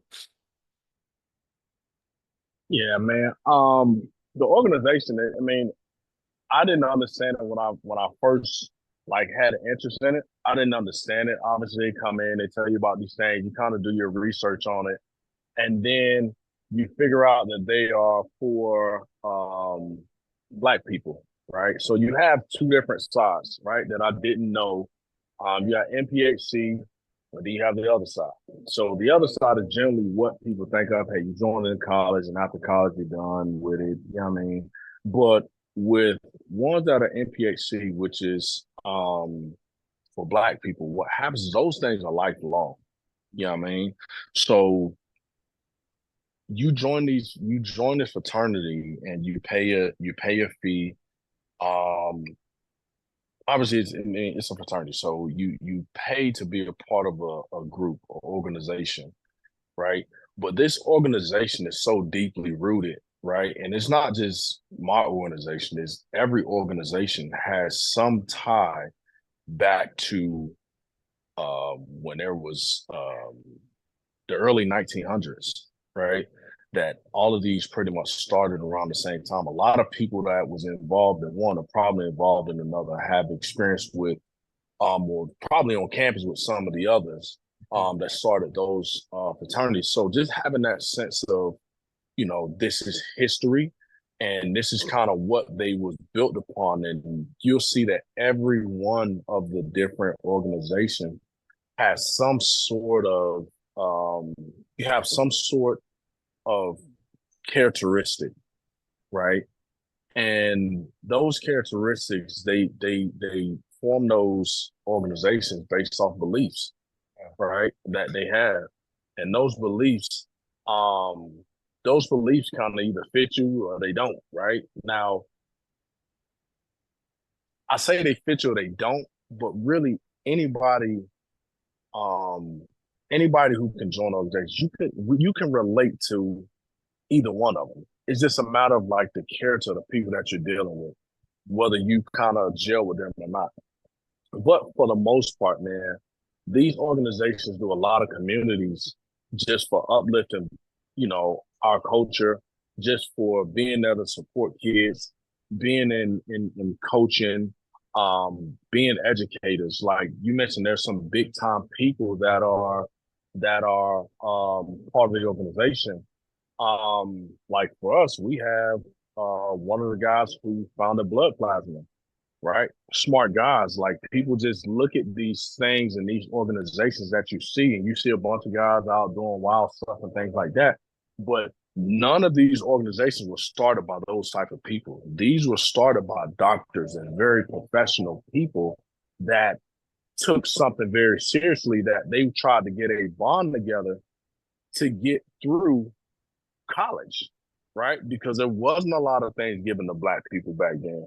So they kind of was there to form brotherhood so they can study and have exposures and network with other brothers in other schools and stuff like that, to kind of get by. So these things they run deep, man. They run deep. And I know before a lot of people, just classify them as cults and stuff like that, I think people should do their research on them. You know what I mean? Because again, the networking capabilities are endless, and it's just like a college. You have an alumni. Hey, you see your college alumni, you see somebody that's a bro. Guess what? I should be able to go up to that bro and say hello. And I should be able to, have a networking opportunity. If I'm just in dire need, guess what? You got somebody that's there for you. You know what I'm saying? Y'all got something in common. But yeah, man, it's good to have those to be in those organizations. Now you definitely learn how to party with them now. With any organization, you learn how to party. Learn how to party. But the good thing is too, is outside of partying, they teach you business. They teach you business. They're big on grades. You can say what you want to say by how they look.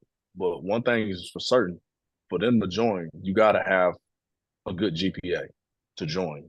You know what I mean? So they're big on academics, they're big on teaching business, they're big on orchestrating things in a certain way that's very professional. Like, so contrary to what people see in the streets or at big parties and stuff like that, that's just bros letting their hair down. You know what I mean? But most times you are button up, suit and tie, and you in formal meetings and stuff like that. So it's a real business, it's a real organization. They Yeah, generate money too, even though it's a nonprofit, they generate money too. So it teaches you about business, man. yeah. I think it's great that you share that because kids they don't understand it. They only see the party inside, and social media Mm-hmm. does not show the full picture. So definitely Mm-hmm. appreciate you sharing that. I had a couple of Yeah. bros on, but I never asked them about it. I was like, let me ask KB, man. Let me ask him about.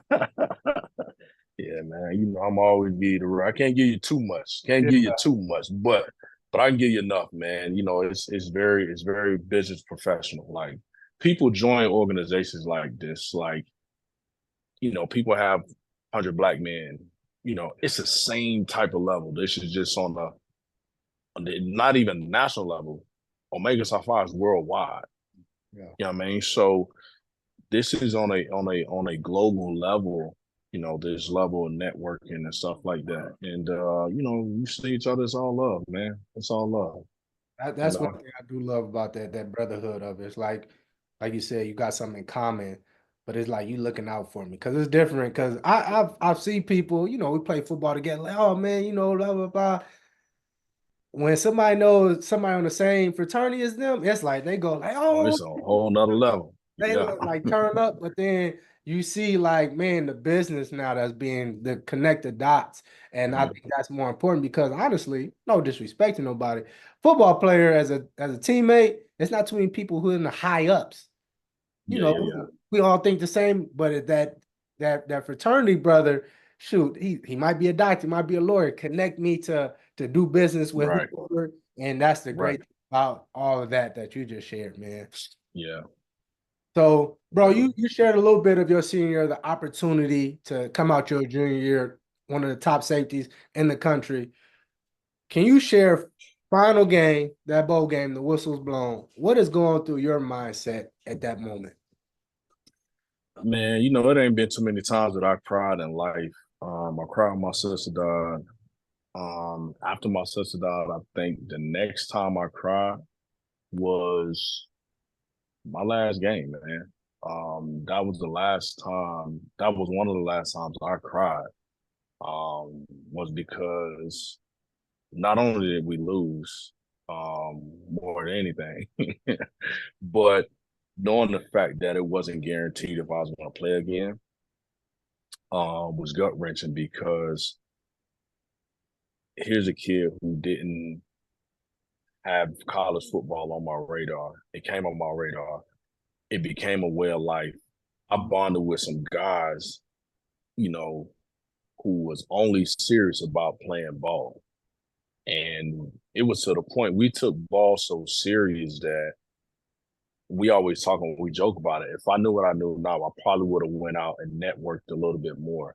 It was to the point where we didn't even talk to people really on campus. You know what I'm saying? It was, hey, we're going to class, we're going to deal with each other, and we're going back to the dorm. We're going to play football because we're going to the league. You know what I'm saying? Like, we don't want no distraction. We don't want nothing to happen to where, to where it jeopardizes that. But when I went there and that was my mindset, getting around these guys, football became my life, right? That was all I want to do because now I got a bunch of guys who the mindset is the same. Let's go to the league. We got coaches feeding that to. Let's go to the league. It's all about success. And I always tell kids this. We get to the point we preach success, success, success, success so much. What happens when there's failure? Or what happens when something don't go right? Nobody prepares you for that. So I never forget it. The locker room was trash. I remember we was like under the stairs. We walked in and I didn't even go in to take a shower right then, man. I went and I just kind of like looked off into this like field and I was sitting there, just sitting there, bro. And I was just like, bro, it's over. Like, it's over. Because at this time, I'm like, I'm gonna declare for the draft, but it ain't even no guarantee. You know what I'm saying? That I'm gonna strap up again. Like this is the last time I know that I'm gonna strap up. And then we lost. Mhm. You know what I'm saying? So to lose on your final time, I think it'll probably been a little bit better I if we would have won. But the fact that we lost, I probably still would have cried even though we won. But to know that that's the last time you go on out here with some dudes that you really love, bro, that you go on vacation with these dudes. You see these dudes all day, every day. Y'all got your own lingo. Y'all got your own jokes. Y'all got your own handshakes. You know what I'm saying? It's like, bro, like these are like real deal your brothers. You know what I'm saying? Like you talk to these dudes more than you talk to some of your family. Exactly. You know what I'm saying? And to know that you're not going out there sharing those experiences anymore with those guys is gut wrenching, man. It was bittersweet. It was bitter. It was bittersweet because for me, I just knew that I was going to go to the next level because I was projected to go third round. Um, I had a projection to go third round, so I'm just like, I know I'm gonna go to the next level. But playing with these guys, um, it was it was it was just different, man, because I love those dudes, man. I loved all y'all. You know what I'm saying? Like, no Ike was coming in. Shoot, we got TL over there. We got Twan. We got Cuzzo. We got Crump. You know what I'm saying? You got Perez with you got Perez. You got a lot of guys that just had different personalities, man. Um that was key parts and that you just counted on being around. And just knowing you won't go be around those dudes was that was the sad part, man. That was Yeah. the sad part. That was the sad part. Shit, it made me feel a certain type of way not thinking about it.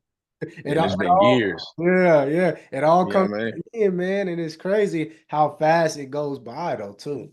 Yeah. Uh, Yeah. It's like blink of an eye, bro. It's like I can remember, was it freshman year? When the Olympics was when Usain Bolt was running. Bro, I remember it was crazy because I remember that summer camp, like all us going there, summer camp. Fall camp. We going to the JUB, rushing from practice to go to the JUB to watch the Olympics. You know what I'm saying? And we over there sprinting. I'm Usain Bolt. I'm this and that. I'm Justin Gatlin. You know what I'm saying? And we really running this, or to the point where you got the NBA finals, and we all coming in there with t-shirts on, writing numbers on the t-shirt. You know what I'm saying? Coming up from like, bro, it was like a real brotherhood, bro. You know what I'm saying? So to know that all that stuff was gonna be gone, you're still a kid, and there's a bunch of childish stuff we did, but it's what was important at that time and what got you through, you sure. know. But yeah, man, that was tough. That was tough. That's What you? real. That's real. And you like it's guys I haven't talked to since, like, following on, and I told you this because we talked even prior to me finding out Yeah, that we in the same profession. But I'm like, bro, I just reach out to guys because social media don't tell the truth. It don't yeah, tell the truth, and we need to check in on each other because yeah, I've been through things in life just like the next person, but you yeah. won't know until you actually reach Unless you, out to your yeah, brother and see what's going on. yeah, Especially us as men, we don't like to share stuff, which we need to change. Um, yeah, yeah, that's yeah. real. That's real. It's crazy. I was just on a men's retreat this weekend, just past weekend with my church, man, and it was groundbreaking, bro, because you got a bunch of dudes that you've been around who you can relate to, and you know that you're not going through stuff alone. So as you get older, man, you don't learn this stuff at that age, but as you get older, you learn as a man, bro. You gotta have an outlet too, you know.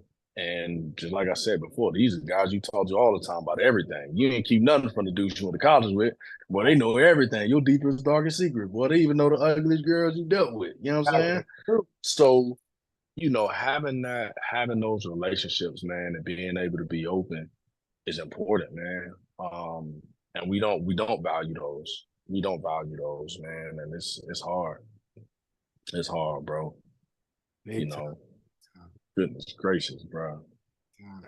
I remember when I got out, and it's crazy because I used to always say, I used to always tell people just about y'all when y'all came out. I was like, bro, like I had some of the coolest dudes from Cali I came out with. You know what I'm saying? I said this like I don't even talk to them dudes. If I want to go out there, I can't go mess with none of them dudes. I ain't talked to them dudes in a minute.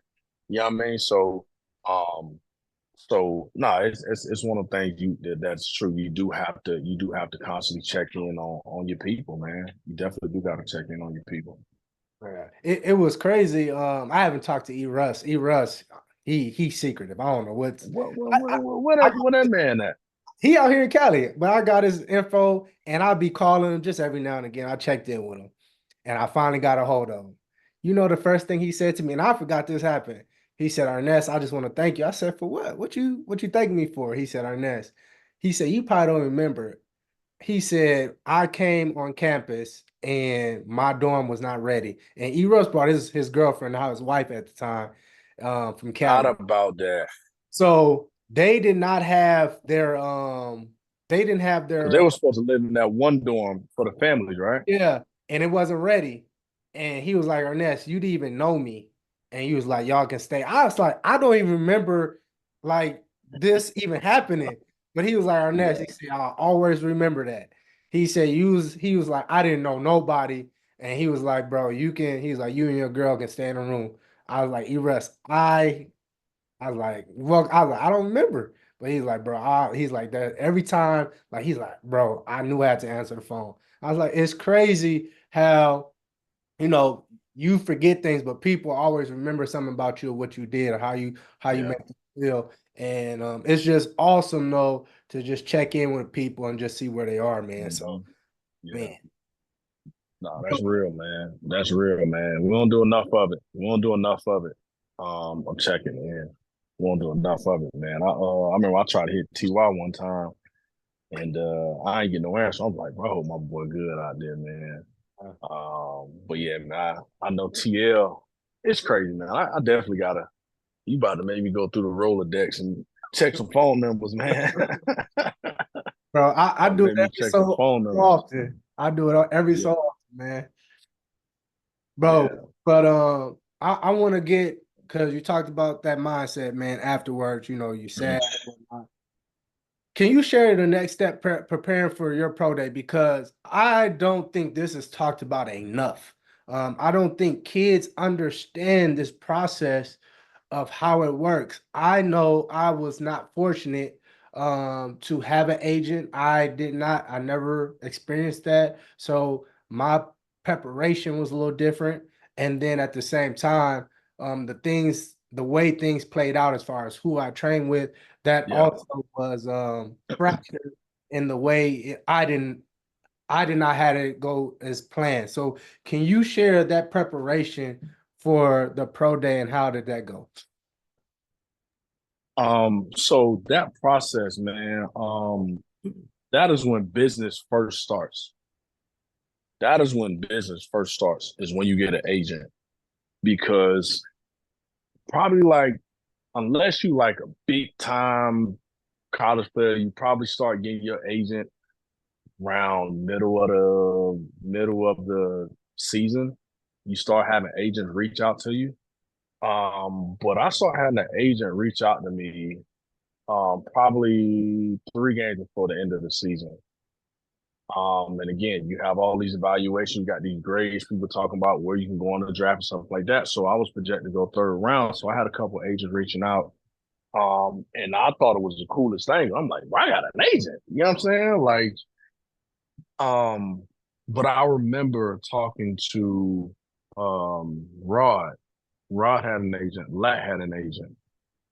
Um, and I remember talking to them. I was like, well, I had an agent reach out to me on Facebook. You know what I'm saying? Like, do I really trust it? It was like, yeah, well, they agent reached out to them on Facebook too. So I'm like, cool. And ain't nothing really crazy. You know what I'm saying? But at the same time, it was like, okay, I get an agent. Then you got all these agents telling you, hey, this is where your grade is, what we can do. You want to, like, it's time to start training. You got to sign this paper for me to represent you. So, all right, cool. Sign this paper. Didn't read nothing. Don't know what none of that means. Only thing I know is the only thing I want to make sure is I don't got to pay for nothing, right? It's like, nah, we gonna cover everything. All right, cool. You gonna cover everything. You gonna handle all negotiations. Cool. Sign with the agent. So now, once you sign with the agent, at that time it's just like, all right, so where you at with your grades? So I'm like, cool. We can go over the grades and get the grades. Like, you know, we need to go train. Can you get online classes? So they switched the whole thing. So my whole spring semester, my senior year, was done online. So if my whole senior is done online, guess what that means? That means I moved out of my dorm. So I done moved. You know what I'm saying? I'm where so this agent had put me back in Tampa. So I'm back in Tampa, which I feel like was one mistake, but um I'm back in Tampa training. And yeah, it's about work, but at this time, work don't mean nothing. So before that, school is everything. Man, it ain't man, they ain't caring nothing about school. They ain't asking about your grades, none of that. You know what I'm saying? Because it's over with. at this point, you probably got all your credits to graduate. You know what I'm saying? At this point. So they don't care about that. And at that time it was um they moved me down to Tampa and I moved down. I never forget. It was this guy, the agent played ball with, had a house. It was like a 5-bedroom house. He lived in by himself. So I guess he had a deal with this guy. Every year he'd bring recruits down there to train with this certain trainer. And we're training with this trainer. We staying at the guy house. He's paying for us to stay at the guy house. And then next thing you know, I was training with this guy named his name was Stevens. I can't remember his first name. But he went to Auburn. So he was on the Auburn team that won the national title with Cam Newton.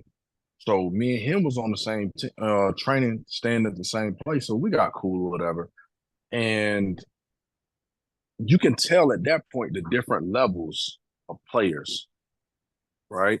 So because he went to Auburn, I went to Middle Tennessee. We stayed in the same house at the same trainer, but this dude got meal plan. He got prep meals. So I'm like, wait a minute, like he got prep meals. I'm over cooking my own. So I'm like, bro, like what we doing? So the dude slipped up one day and was like, yeah, man, you know, he got these meals. I'm like, what? He got these meals for you. So I call the agent like, bro, what we doing? He's like, oh, no, well, that wasn't part of our thing, but I can add it for you. You know what I'm saying? He said, you know, it just costs a little more. I'm like, cost a little more, bro. It don't cost me anything. So I'm like, bro, you paying for the meal? Like, nah. So at this point, it's all going over my head. It's all going over my head. So I'm like, all right, cool. So now guess what? I'm getting meals too. You know what I'm saying? But we working out and we're getting up at 5:30 in the morning. We getting up at 5:30 in the morning, get ready, get out the door. We on the field by 6:30. We on the field by 6:30. Warm up. We start at 7. Trainer come out there at 7.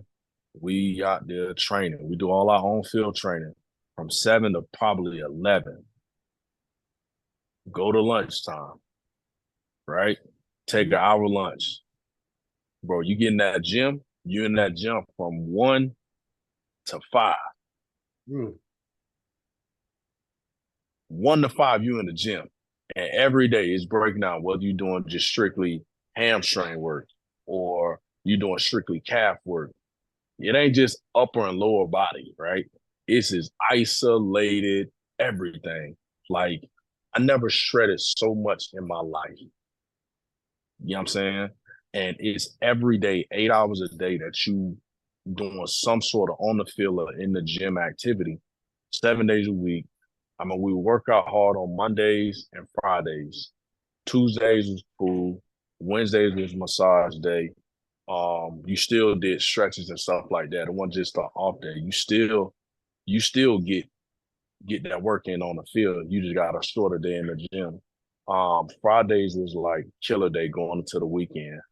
And then once you get home from the gym, guess what time it is? I'm still a student. So now I got to go make a call. Now I got to go finish my work and do all this other stuff, right? Submit this online. And then with me, that's why I say for me, I felt like the mistake of being in Tampa, well, that's the only place I think he had to connect. And I didn't understand that at the time. Because I didn't want to be in Tampa because again, my whole family is there. So it was just easy to get pulled away. I know things are, so I can go do things if I want to go do things, right? But if you were somewhere like a couple players I know was in West Virginia, or there ain't nothing in West Virginia. You ain't going nowhere, you don't want to go nowhere. Only thing you're doing is training. You know what I'm saying? So you're locked in. You know what I'm saying? You're locked in. And what I didn't realize at the time is once you get that agent preparing for that draft, everything is there. Like he's doing all the negotiations, he's talking to these teams, he's putting together film, and he's sending all this stuff. And it might be different now, but at that time they were still putting film together, sending these things to the league, getting these feedback, and it was all geared towards pro day. So at pro day, they got he's supposed to have a list of all the scouts I was going to be at pro day. and it's this, and he's talking to other players that he represent, and you have marketing. Yeah, I'll never forget. I had a marketing dude come in like, yeah, we're gonna do these little cards and you do this. I'm like, bro, like we ain't even got that far yet. But they're prepping and they push you to these things. And it's just like it's so much business, bro, that I didn't even understand it at that time. It was like, why do I need marketing? So then the closer we got to the draft, it was just like, yeah, so this is the percentage. You paying 3% of this. It's a max percentage. You're gonna do 3%. Remember all those meals and all that stuff you wanted. I was trying to keep the costs down, but because you wanted that, I gotta charge it. I'm like, wait a minute. You know what I'm saying? And then the lockout happened. So then that threw a whole nother scenario into it because it was locked out for a minute, you know. Um, and it was just like at that time, it's like you allowing an agent for everything at that point. You know what I mean?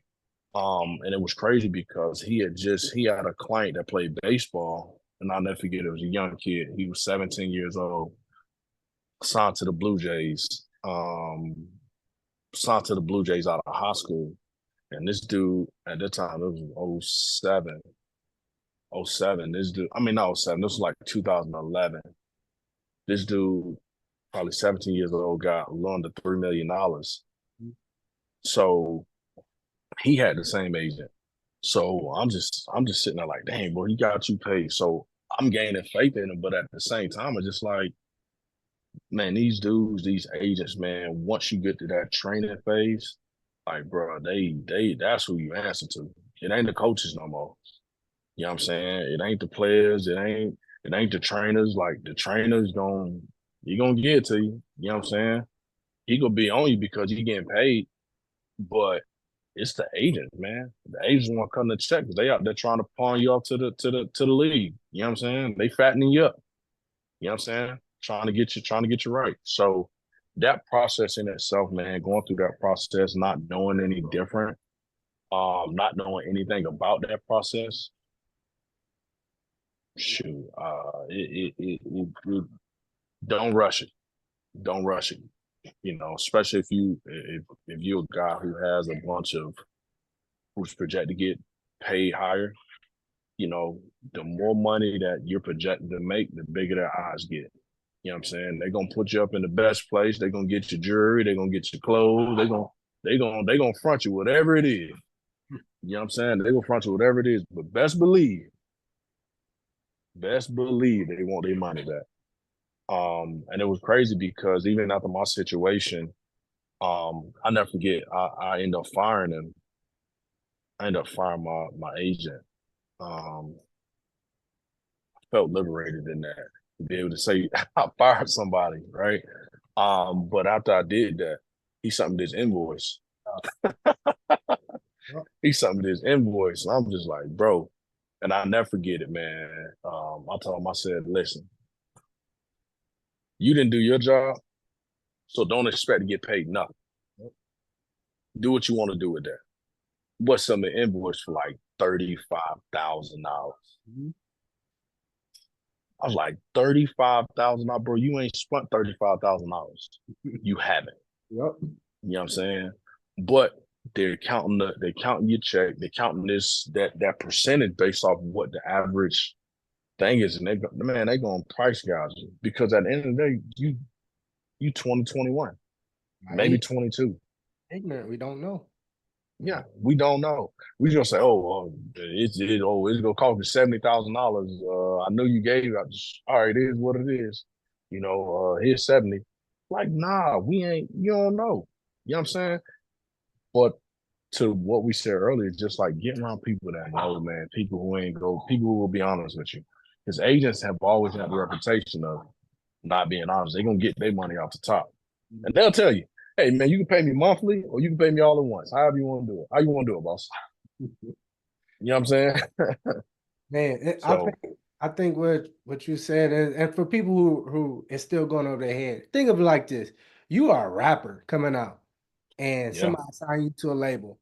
They are upfront putting the money for your marketing, for everything to be out. Once you, whatever your hit is, the hit is the NFL. Once you get there, Mm-hmm. they get most of their money. They recouping that money and whatever's left And over. some.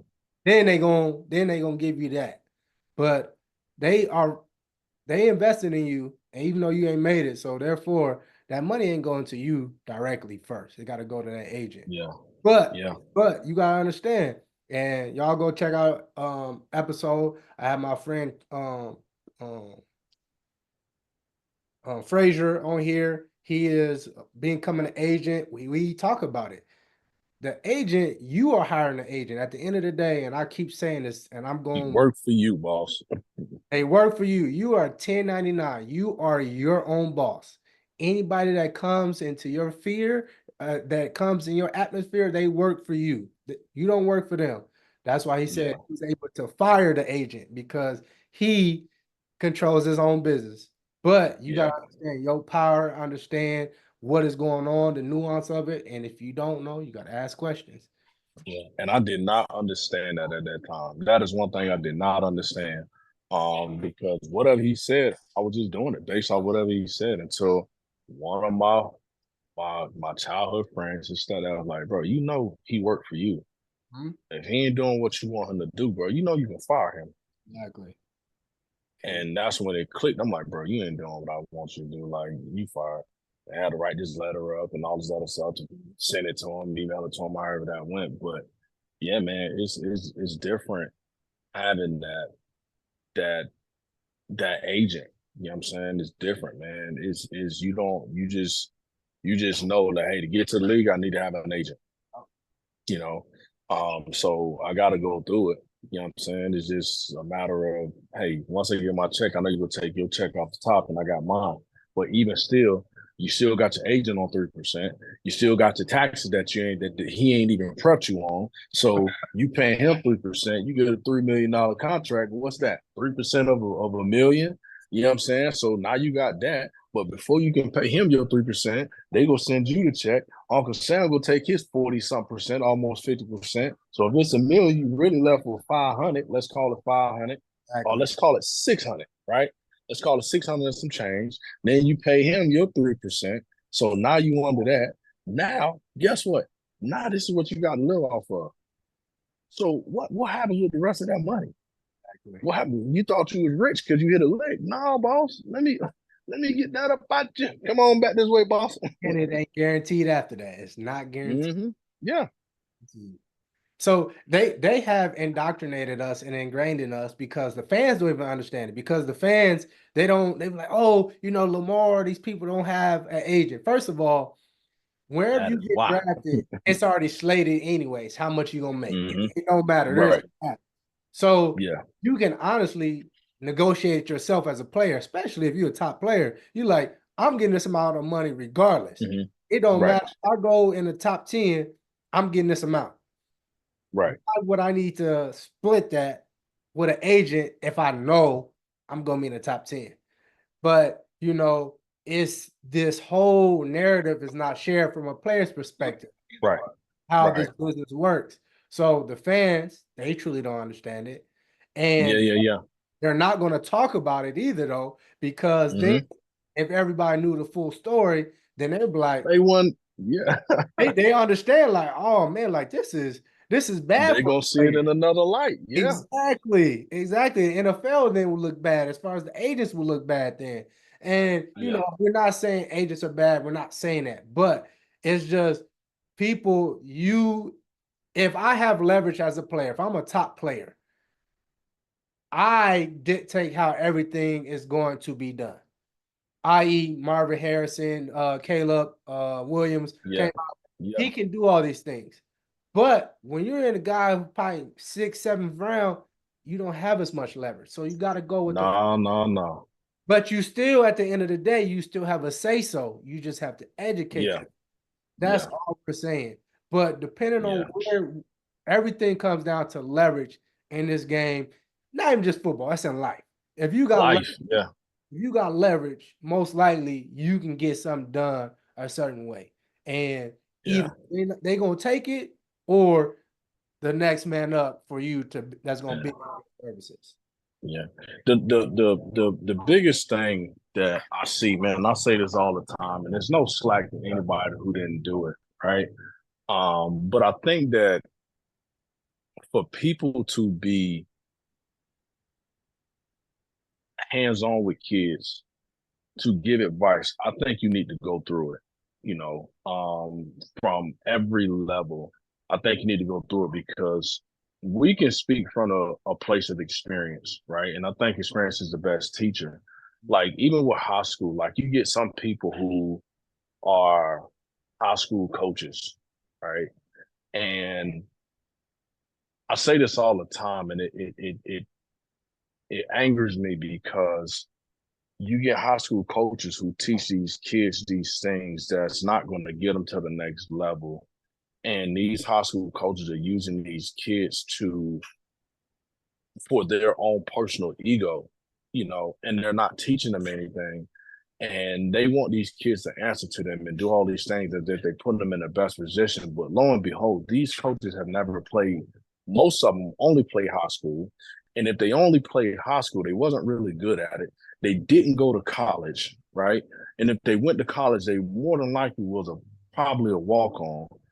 You know what I'm saying? And no, not the being a walk-on or anything like that. Being a walk-on and being a scholarship athlete is totally, totally, totally different. Not saying that you can't be a good walk-on, because there's walk-ons that get scholarships. There's walk-ons that make an impact. There's walk-ons that do that who got some dog in them. But not 8 times out of 10, a walk-on is probably not going to be good. You get what I'm saying? Or it's somebody who's a local person at a school.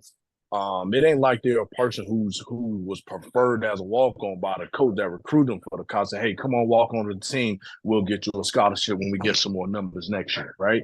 It's a difference, and a lot of these people that's in position to have influence on these kids and give these kids advice has never went through this. But when you get guys like you and I who got the experience, who know what the heck's going on, guess what happened? We ain't feeding into their ego. We're not feeding into those coaches' ego. So guess who never makes it to coaching? We do. Guess who never makes it to being in position of being there to give advice for these kids? We are. Because we have to battle with a coach who never did it, and he has an insecurity because he never did it. And when I mention that, hey, I did this, I know this is how it is. Oh, well, no, coach, you don't go that way. You don't go that way. Well, no, maybe this ain't the program for you. No, you're right. This ain't the program for me, because I'm not going to let you do a disservice to the kid and lie to them and tell them and give them this false hope of something that's not true. You get what I'm saying? And so when we talk about agents and going to school and the recruitment process and all of that, like, these are things that's important of why I think that, not that we can form a coalition to kind of take over these, programs, but I think that sometimes it is definitely needed for kids to be around people who's been there. So guys like you and I, guess what most of us do? We either don't coach or they come personal trainers like you, right? And when you don't coach, obviously I'm not around them like that, so I can't give them the game. And when I do come around to give them the game, it's a problem for the guy who didn't do it. And for you, you're not exposed to him long enough for him to do it. Hey, this is Coach Ike. I go to him maybe an hour a week. You know what I'm saying? It ain't enough time. Wow. You know what I'm saying? It ain't enough time, and a lot of kids don't understand it. They round a dude all the time who was a POS. Mm-hmm. You know what I'm saying? They around him all the time. So that's who they build their faith with. That's who they idolize. That's who they listen to get to the next level, who don't even have a contact. Oh. You got no contact. But a lot of these kids and say, oh, I can get you to college. You want to do this? I know. I don't been to plenty clinics and camps. Man, those camps are money grabs. They are money grabs. Thank you. They are money grabs. You know how many times we've been in school, even at Middle Tennessee, we go there summertime. Oh, they got a camp going on today. Like, ain't nobody going over there. The coach is there because that's in their contract to run it. They got to bring money into the school. That's in their contract to do that. But they psyching these kids like, oh, come on, get you this exposure. I know this. They go over there, they brown nose with the coaches and all this other stuff. And you're paying the whole time to go to this camp. And the coach is like, okay, cool. Because truth of the matter is, if you was a dog, the coach would come get you. Exactly. They Exactly. ain't coming to get you, or they ain't looking for you to go make a name for yourself at that camp. Mhm. But again, that is what these kids need to understand. That is the most important thing, man. Like, if you know somebody that played college football, man, build a relationship with that dude. You know somebody that knows some financial literacy, build a relationship with that person. Build a relationship with people who got the experience. That is, and if you can learn that early, I promise you, you're gonna be prepared for the failure, or not even the failure. You're gonna be prepared for when a plan don't go the way that it goes. Because you don't heard so many things about it that you're already aware of it. It ain't a shock to you. Hey, I know I got to do this. I remember he said something like this. Maybe I can do this. Or let me go run this by him because I know he had experience in this. Bro, that is networking, bro. Networking. That's what it is. You hit it right on the head, man. You hit it right on the head. And honestly, KB, even the people who have, and it's not all, but for even for some, because I know in this one person, I can't say his name because I know him. Mhm. You know, he's telling the kid, and I asked him, I was like, how was it for you? He said, honestly, I have the height, I had the speed, and he made it to the NFL. He's gonna be a Hall of Famer in college. He was Mhm. like, my experience is different because I had the size, I had the speed. He was like, even if I didn't know anything, Mhm. that was gonna get me there. But he tries to coach kids who don't have that. And it's like, You can't. it's not going to work because You can't. it's different for you and that person.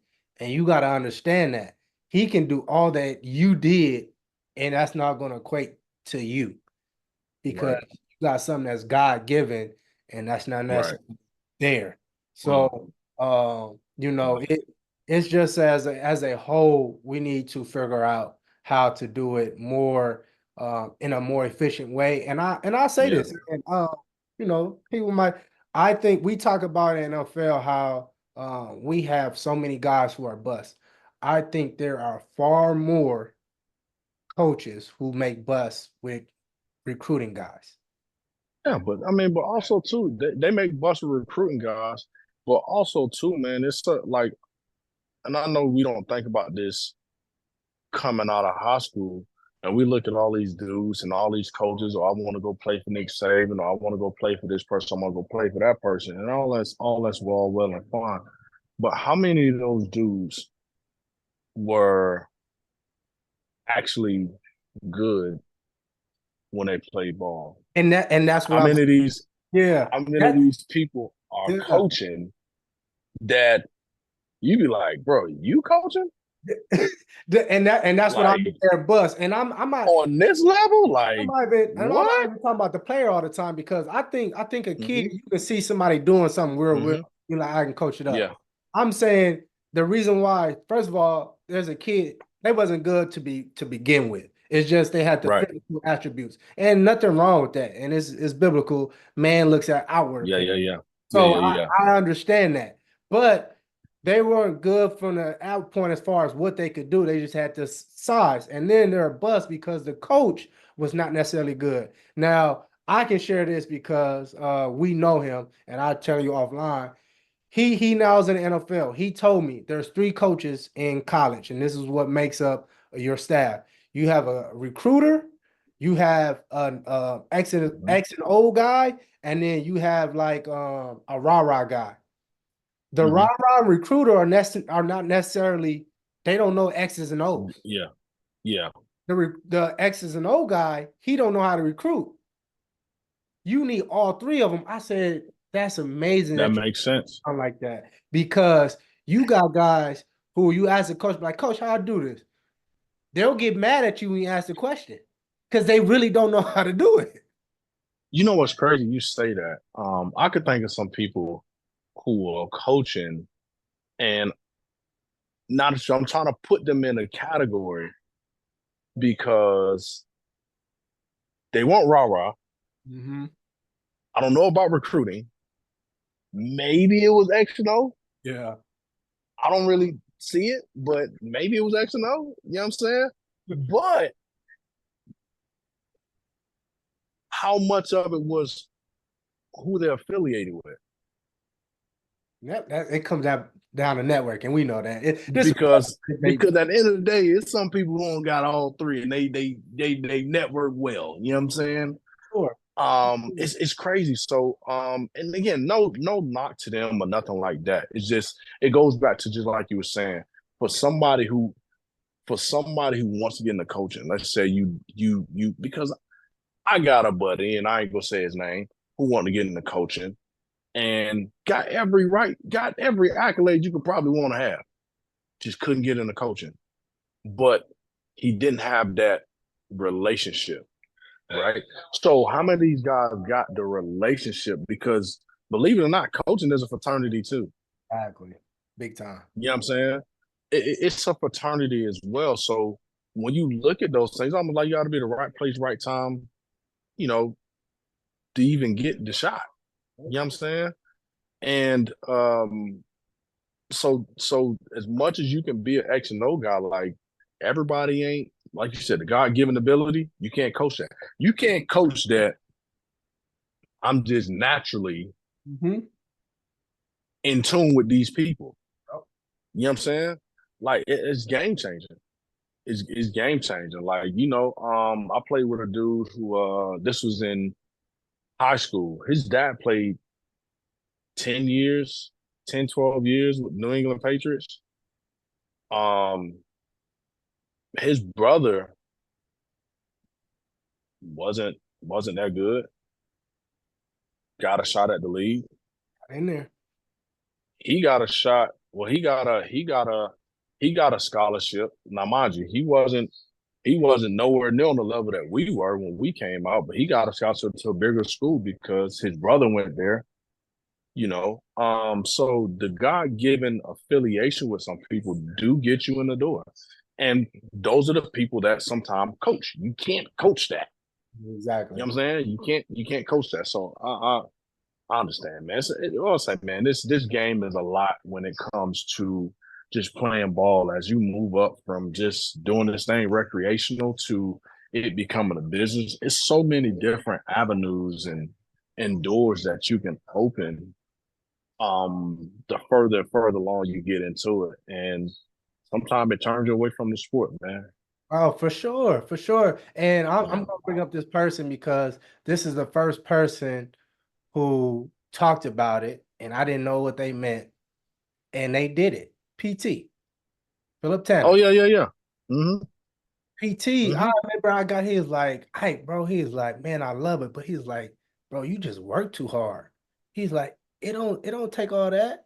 I'm like, PT, what you talking about? He's like, man, he's like, bro, why you think he's like Coach Stock is my guy? Like, and when he's sharing this with me, I'm like, bro, I don't know what he talking about. And everybody laughing like, man, PT will talk his way into the White House. He was a golden child. You feel me? But Yeah. PT was networking with the guys that we not talking about. Forget Right. peers, Yeah, yeah, yeah. talking to administrative. He talking to the Yeah. AD, president, all Mm-hmm. these people on a They day. love PT. Love Loved him. him. Next thing I know, PT don't get drafted. PT on the Dallas Cowboys as a player, suited up. Now, PT had the skill, so don't get me wrong. I'm not saying he didn't deserve Yeah, yeah, no. it. Yeah. So It was shocking. I didn't it, think he would. Yeah. it's shocking that he talked about it though. He like, boy, because PT's a Dallas fan. Yeah. If you Yeah. know PT, all he talk about is Dallas. Isn't Yeah. PT from Florida, right? I He's mean, from no, no, Texas. no. He's from Texas. He's from Yeah. Oak Cliff. So that's all he talk about is Dallas, Dallas. He on the sideline getting playing time. So then a couple of years later, he done playing. I see PT Yep. on the sideline Coaching. in some capacity, coaching now. Yeah, bro. That told me about something. I'm like, wait a minute. I had to rewind that thing. I'm like, wait, was that PT? I'm like, I go to the website, PT. Oh, he is on the staff. Wow. So But that yeah, it just shows you like PT already understood in understood it. college. Like, man, Somebody got to him and gave him the juice. Somebody gave him the juice. And guess what? I guarantee you, wasn't nobody. It wasn't his mom. It wasn't his dad. It wasn't his uncle. It wasn't nobody like that that we typically listen to. exactly. Somebody gave him the juice. Big time, Somebody gave him the juice, man. big time. That's crazy, man. But Crazy. yeah, man, nah, man. This game could do a lot for you. It teaches you a lot. It makes you it makes you successful naturally in a lot of other realms.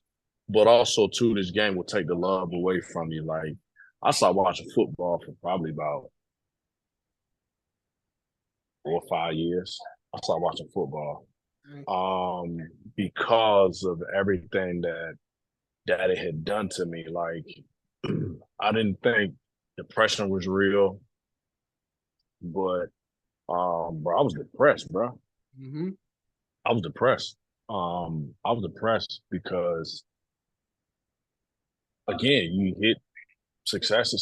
When it don't happen, what do you do? And then you got all these nuances. You go through it with the agent. You go through it in the recruiting process. You go through the recruiting process with the league. You go through it on campus with different things that happens on the day to day. And then it's just like, what happens when you burnt out? Like, so for these kids to be physically burnt out, what happens when you get that point where you mentally burnt out? Yeah. Like, what you gonna do then? You know what I'm saying? Like, it's different, bro. It's So different, man. can you share how it all played out for you? Because you guys had the lockout, and that was devastating for a lot of people. Oh What man, man, that lockout. I think the lockout killed it for me. Um, so again, like I said, going into that bowl game, man, coming out of that bowl game, which was in December. Was it December? Yeah, it was December. I was projected third round. The draft was normally in what April, March, April, something like that. So between that time, I was graded third round. You know what I mean? I'm training, doing all this other stuff for me. You got a grade a third round or better, they tell you straight. You know what I'm saying? So that was my grade. So I'm just like, all right, cool. So um, as we go, you got the PA and all that stuff. They can't come to agreement. So all right, cool, it's a lockout. So not a lockout happened, and I'm training, still training. Now mind you, I never stopped training, but I'm just ready. This is in the spring, right? The lockout went all the way to August. I think it went. So I never forget that as I was going through it, my agent was just telling me like, yeah, this lockout, this thing is changing the landscape of it's changing the landscape of football. And a lot of teams are just shifting the way that they are doing things. So I'm just like, okay, they shifting the way that they're doing things. Like, all right, cool. So he was like, there's no uncertainty. Like, we don't even have contact with them because of the lockout. So I'm like, all right, cool. So we get around and it was like, I never forget it because the draft was supposed to resume around my birthday, which is July 26th. And I remember on that day, I'm just like, I don't want nothing for my birthday but to get drafted, bro. That's it. You know what I'm saying? And I'm watching all these dudes get picked up, and I never forget it. There was a safety from Western Kentucky that got picked up. And I'm like, bro, I know without a shot of a doubt, my number's better than him, play better than him. And I never forget, I called my agent and I kind of gave him an earful. And I gave him an earful. And he was like, bro, ain't nothing I can do. It's the thing. So I'm like, bro, this is the last round. Like, bro, I ain't get picked up. Like, are you kidding me? How I go from projected third round to undrafted, bro? Like, how does that happen? So he couldn't give me no answers. That's when I ended up firing him. No, that's not when I fired him. I told him I was gonna fire him. I didn't actually fire him at that time. But at this time, he's like, man, I got some workouts. I got you some workouts though. I'm like, bro, I was projected third round. How do you saying it's like you got me some workouts, like you doing something? Like, bro, you're not doing anything. If anything, that's to save you. You know what I'm saying? So I go through, do the workouts or whatever, and then at that time it was just like, oh well, you too tall to be a safety. I'm like, what? I'm too tall to be a safety. Well, the average safety is 5'10", not 6'2", not 6'2". So he's like, the average safety like 6'2". Um, they're 5'10". So I'm like, come on, bro. So like, all right, well, you weigh too much. I'm like, I weigh too much. Like, bro, I'm 218. Like, what are we talking about? Okay, well, um, he was like, you can go to San Diego, want to work you out.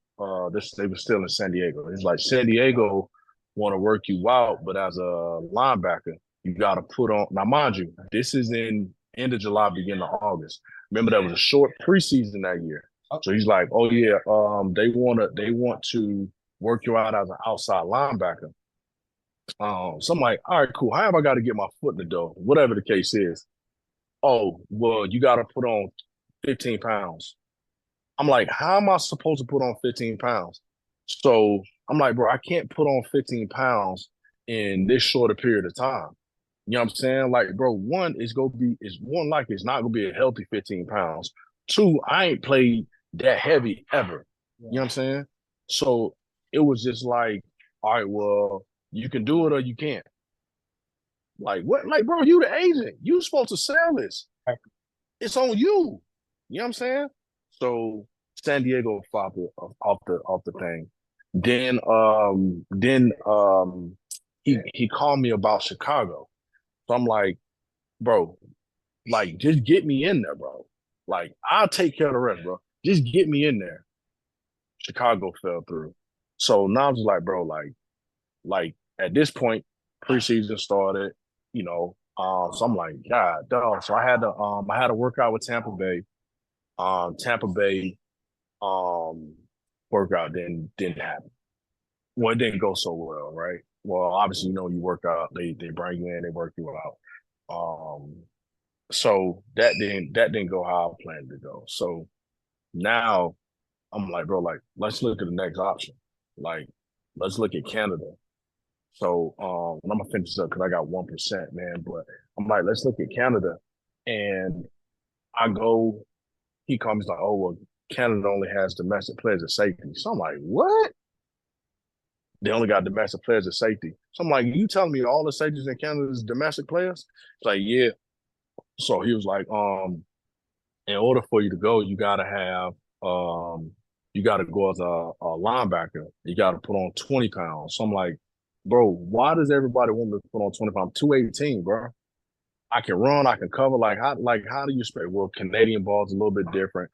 Have you had experience? I said, you really think I had experience? At that point, I just feel like you making up all kind of stuff, right? So that's when I end up firing him at that point, man. And I just that was that lockout really like threw a whole thing in it for me, man. Um, it was tough trading, bro. It was tough trading. It was tough trading, man.